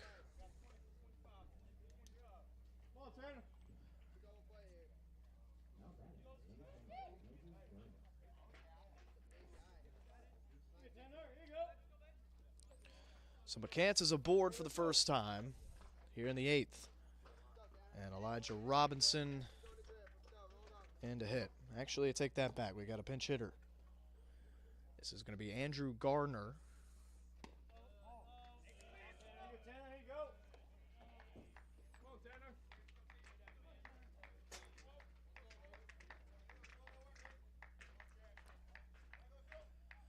Gardner, 6'2" junior out of Maryland.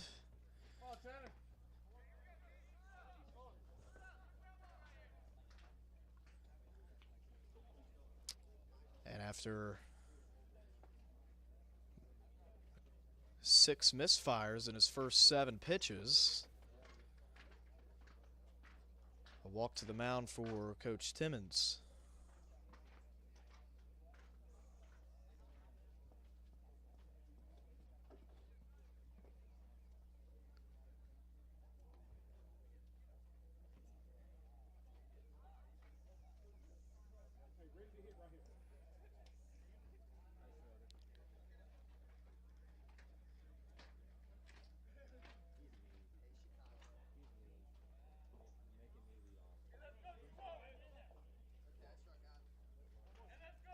Two and 0 with McCants on first, Gardner at the plate.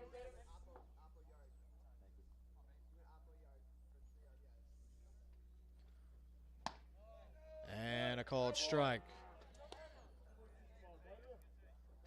Gardner's made 6 starts on the year.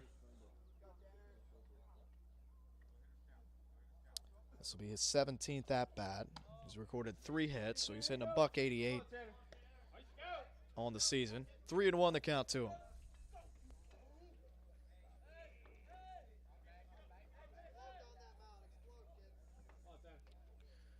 Short lead for McCants. He runs. It doesn't matter. It's ball 4.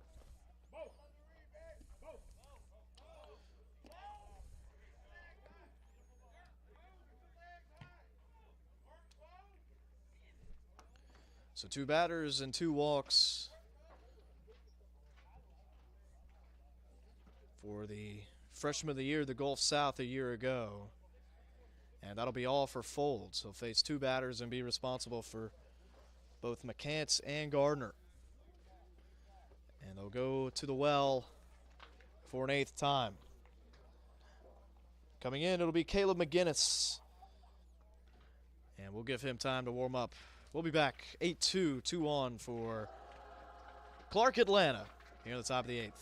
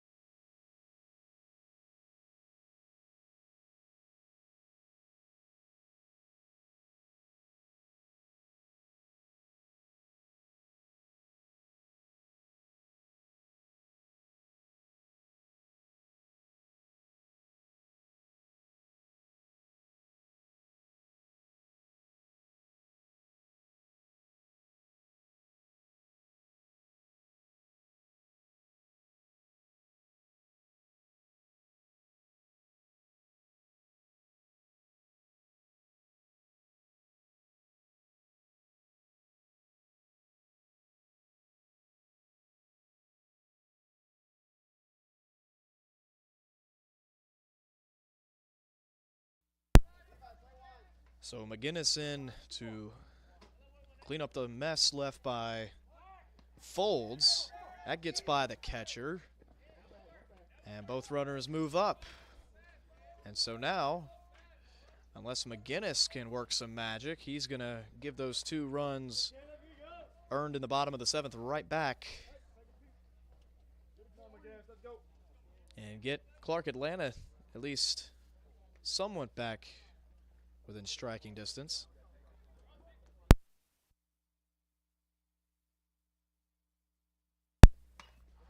Ground ball right back to the mound. McGinnis will look McCants back to the third base bag and take us out at first base.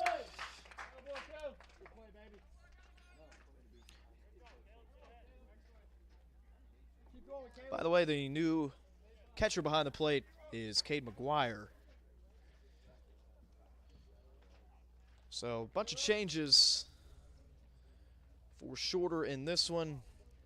It's McGinnis on the hill, McGuire behind the plate, and on the infield from left to right it goes Schroeder, Clark, Harkins, and Medella. And in the outfield it's Armstrong, Barnes, and Pager from left to right.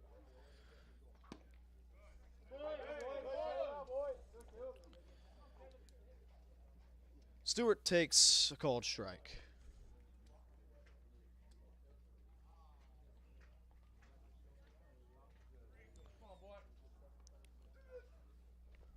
A 1, now 1-1. Stewart's been productive. He's walked and laid down a sacrifice bunt before flying out in his last at-bat in the 6th. Shorter, though, 5 outs away from sending Clark Atlanta home with their 10th straight loss against the Hawks all time. 1-1. Swing and a miss.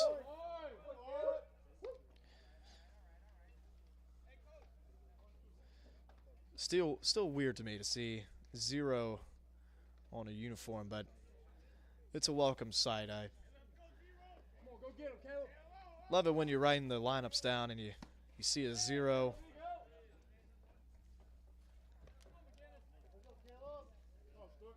Just takes some getting used to. 2-2 the count, though, to Stewart.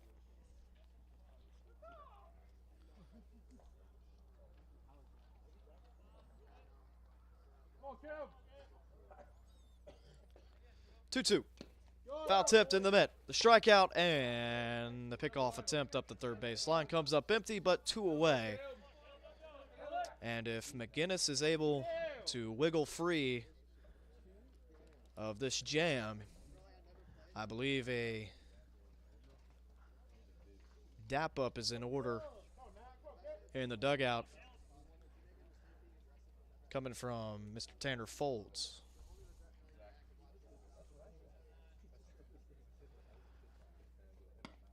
So back to the 8-hole, Tristan Garbutt.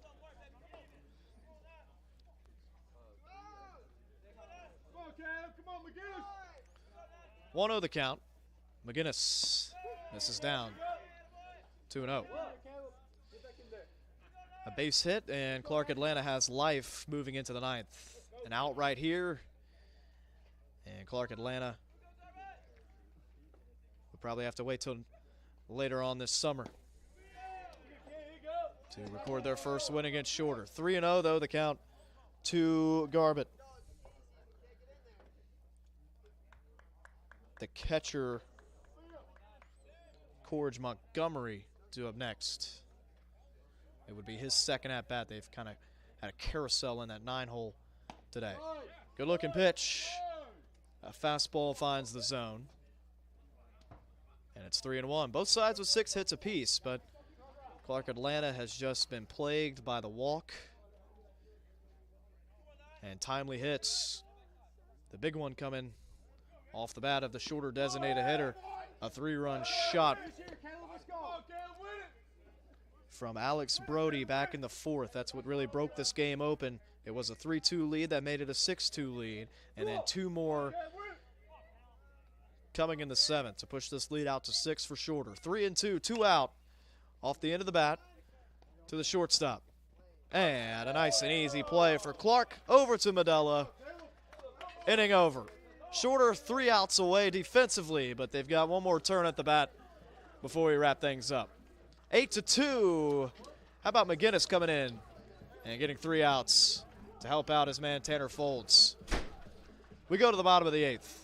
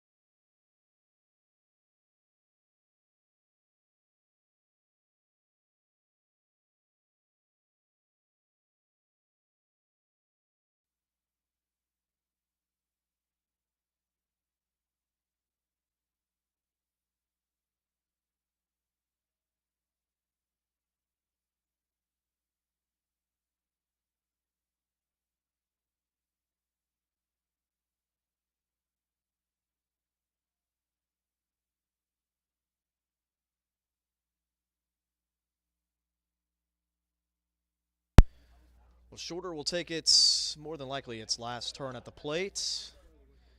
As we got a new first baseman, that is Sean Bolin over at first.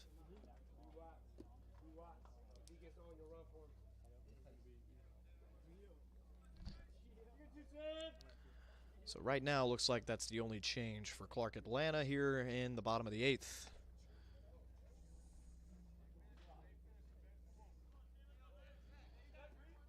So Brody leads off. It's Brody, Medella, and Barnes, 3-4-5. Brody with the biggest swing in this one thus far. An opposite field line drive, 3-run blast. Broke this one open back in the 4th. Made this a 6-2 ball game from a 3-2 ball game. Tough play for Garbett, but he makes it look easy. And a strike over to Bolin, his new first baseman. 1 away. That can be such a tough hop. It's a ball with some top spin that he made a short hop, which is honestly the best play because you wait back and that gives Brody time to get up the line.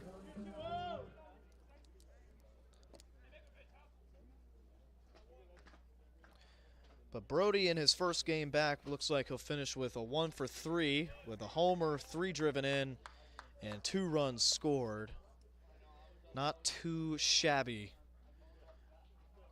as he looks to become a staple in this lineup the rest of the year. And as we mentioned, he's still got that tape on that left thumb that was injured. As Medella wishes he had that pitch back. Now he's 0-2 against Jason Jones.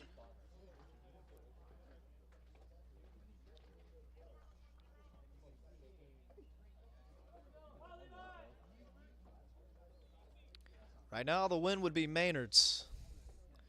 0-2. Oof. That gets a piece of our home plate umpire.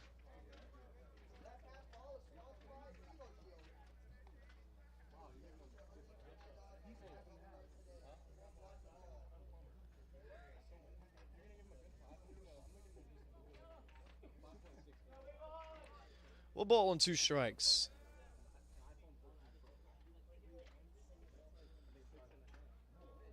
And Jones comes to Medella. Downstairs, 2-2. Medella 1-for-3, singled and scored in the 3rd. He has walked and scored, and he has also struck out and lined down.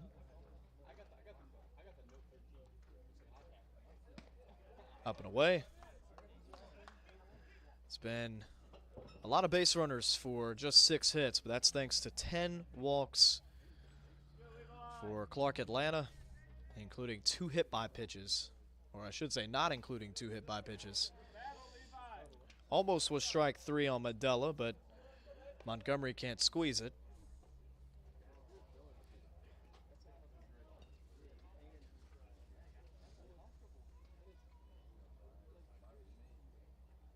So another 3-2 pitch on the way.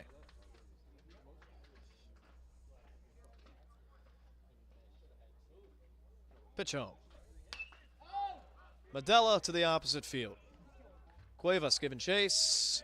He'll make a running catch and loft one back to the infield dirt. 2 away.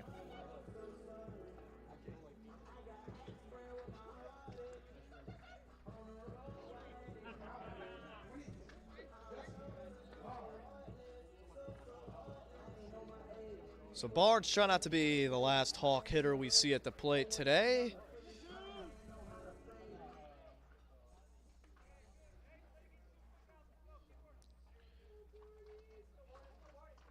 Next time the Hawks are home won't be until March 8th, 9th,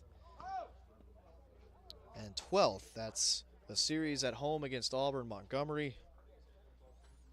And a midweeker against Morehouse College, which is another SIAC opponent. That would be the 3rd SIAC team to come in to Rome this year.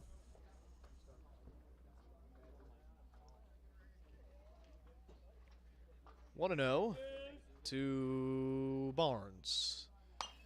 Grounder, third baseman. Garbett's been a busy man. And they say safe. Bolin picked it up.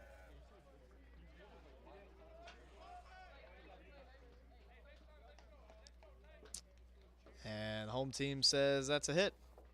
So that'll be the 7th of the day. And first for Barnes.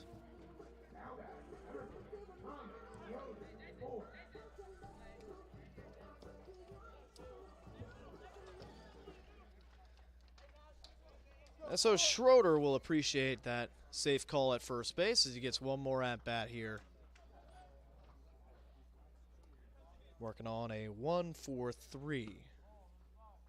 Pitch is inside. So road dates set up with West Georgia, Southern Wesleyan down in the Palmetto State, and Christian Brothers out west in Memphis as Schroeder plunked a second time, almost in the same exact spot. And that hit by pitch is brought to you by Evo Shield elbow guards. So first and second.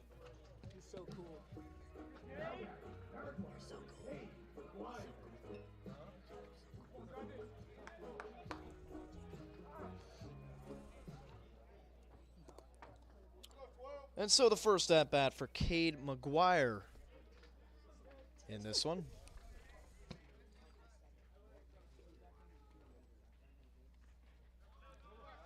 Ball in the dirt. Montgomery keeps it in front and keeps the runners at their bags. 8-2 ball game. Clark Atlanta not entirely out of it, but shorter 3 outs away from sending them back to College Park with their first road loss of the year. 1-0. Runner takes off, and it's a stolen bag for Barnes.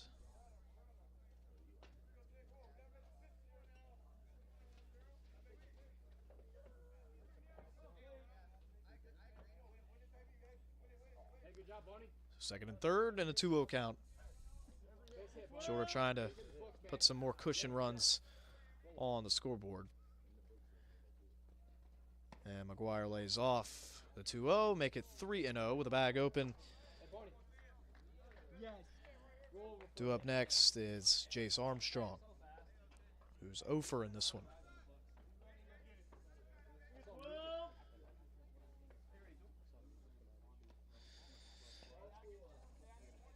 And it's ball 4. McGuire up the line.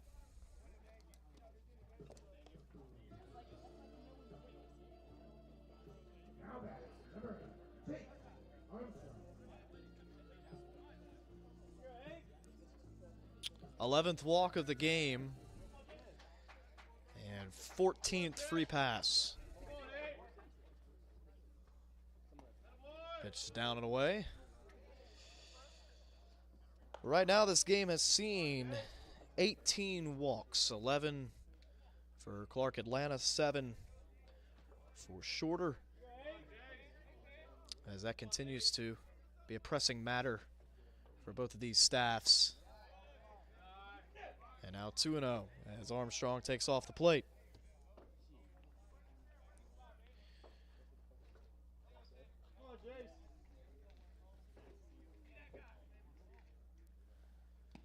Three and 0.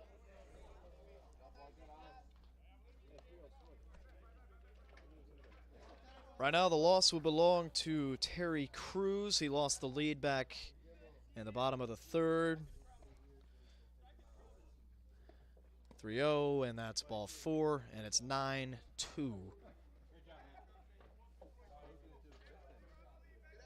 Shorter out in front.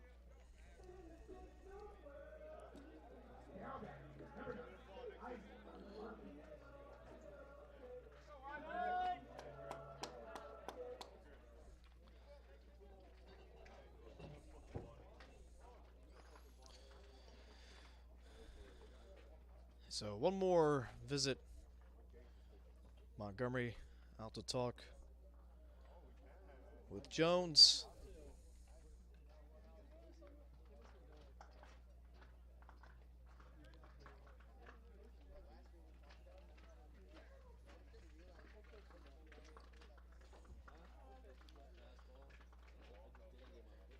Clark will have about a 2-hour drive, depending on traffic, back to the College Park area.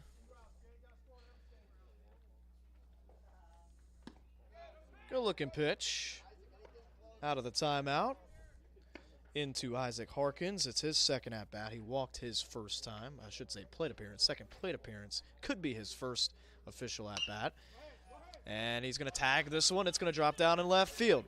Schroeder's in to score. They're going to wave around McGuire. He's in to score. And how about Isaac Harkins knocking in two?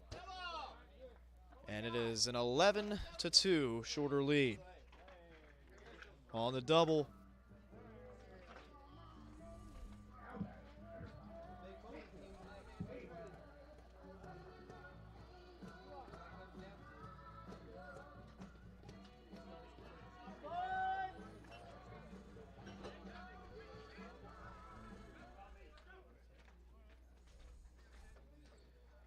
So Armstrong now at third, as that's a base hit to right field for Pager. One is in. They're going to hold up Harkins at third. And I think that will do it. That's going to put the run rule in effect. 12-2 the final. Shorter takes its 10th straight over Clark Atlanta. We finished this one up just before we finished 8 innings. The win will belong to none other than Landon Maynard, who's 2 innings in the middle of this game, secure his first victory of the year. The loss will belong to Terry Cruz. The big swings in this game. Brody's 3-run bomb back in the 4th, and then that Pager single right there will end it. The two will shake hands. Shorter moves to 10-0 all time versus Clark Atlanta moves to 9-2 on the year. It'll be a few days, though, before they come back home. 2 road series and 1 road midweek game on tap for Shorter. Next time the Hawks are home will not be until March 8th and 9th when Auburn University Montgomery is in town. That'll be the 4th Gulf South Conference Series of the year. So a lot of work to do in between now and then. They go to Memphis and take on Christian Brothers, and to Carrollton, just down the road about an hour, to take on West Georgia this weekend, Friday and Saturday. 12-2 the final. 2 runs, 6 hits, 2 errors for the visitors from Clark Atlanta. 12 runs on 8 hits, and just 1 error for the home team Hawks. Clark Atlanta falls to 2-9 on the year. And looking ahead for the Panthers following this Tuesday loss, they take on Kentucky State, which is a SIAC opponent this weekend. That's at home at Bill Evans Field. And then they've got a midweek game next week, Payne College at home as well. So 4 straight at home for the Panthers. We're going to put a bow on this one from the Ledbetter Baseball Complex here at Shorter University. 12-2 our final. Gavin Booker, it was a pleasure having you guys along, and we will see you in about 2 weeks. Good night, everybody.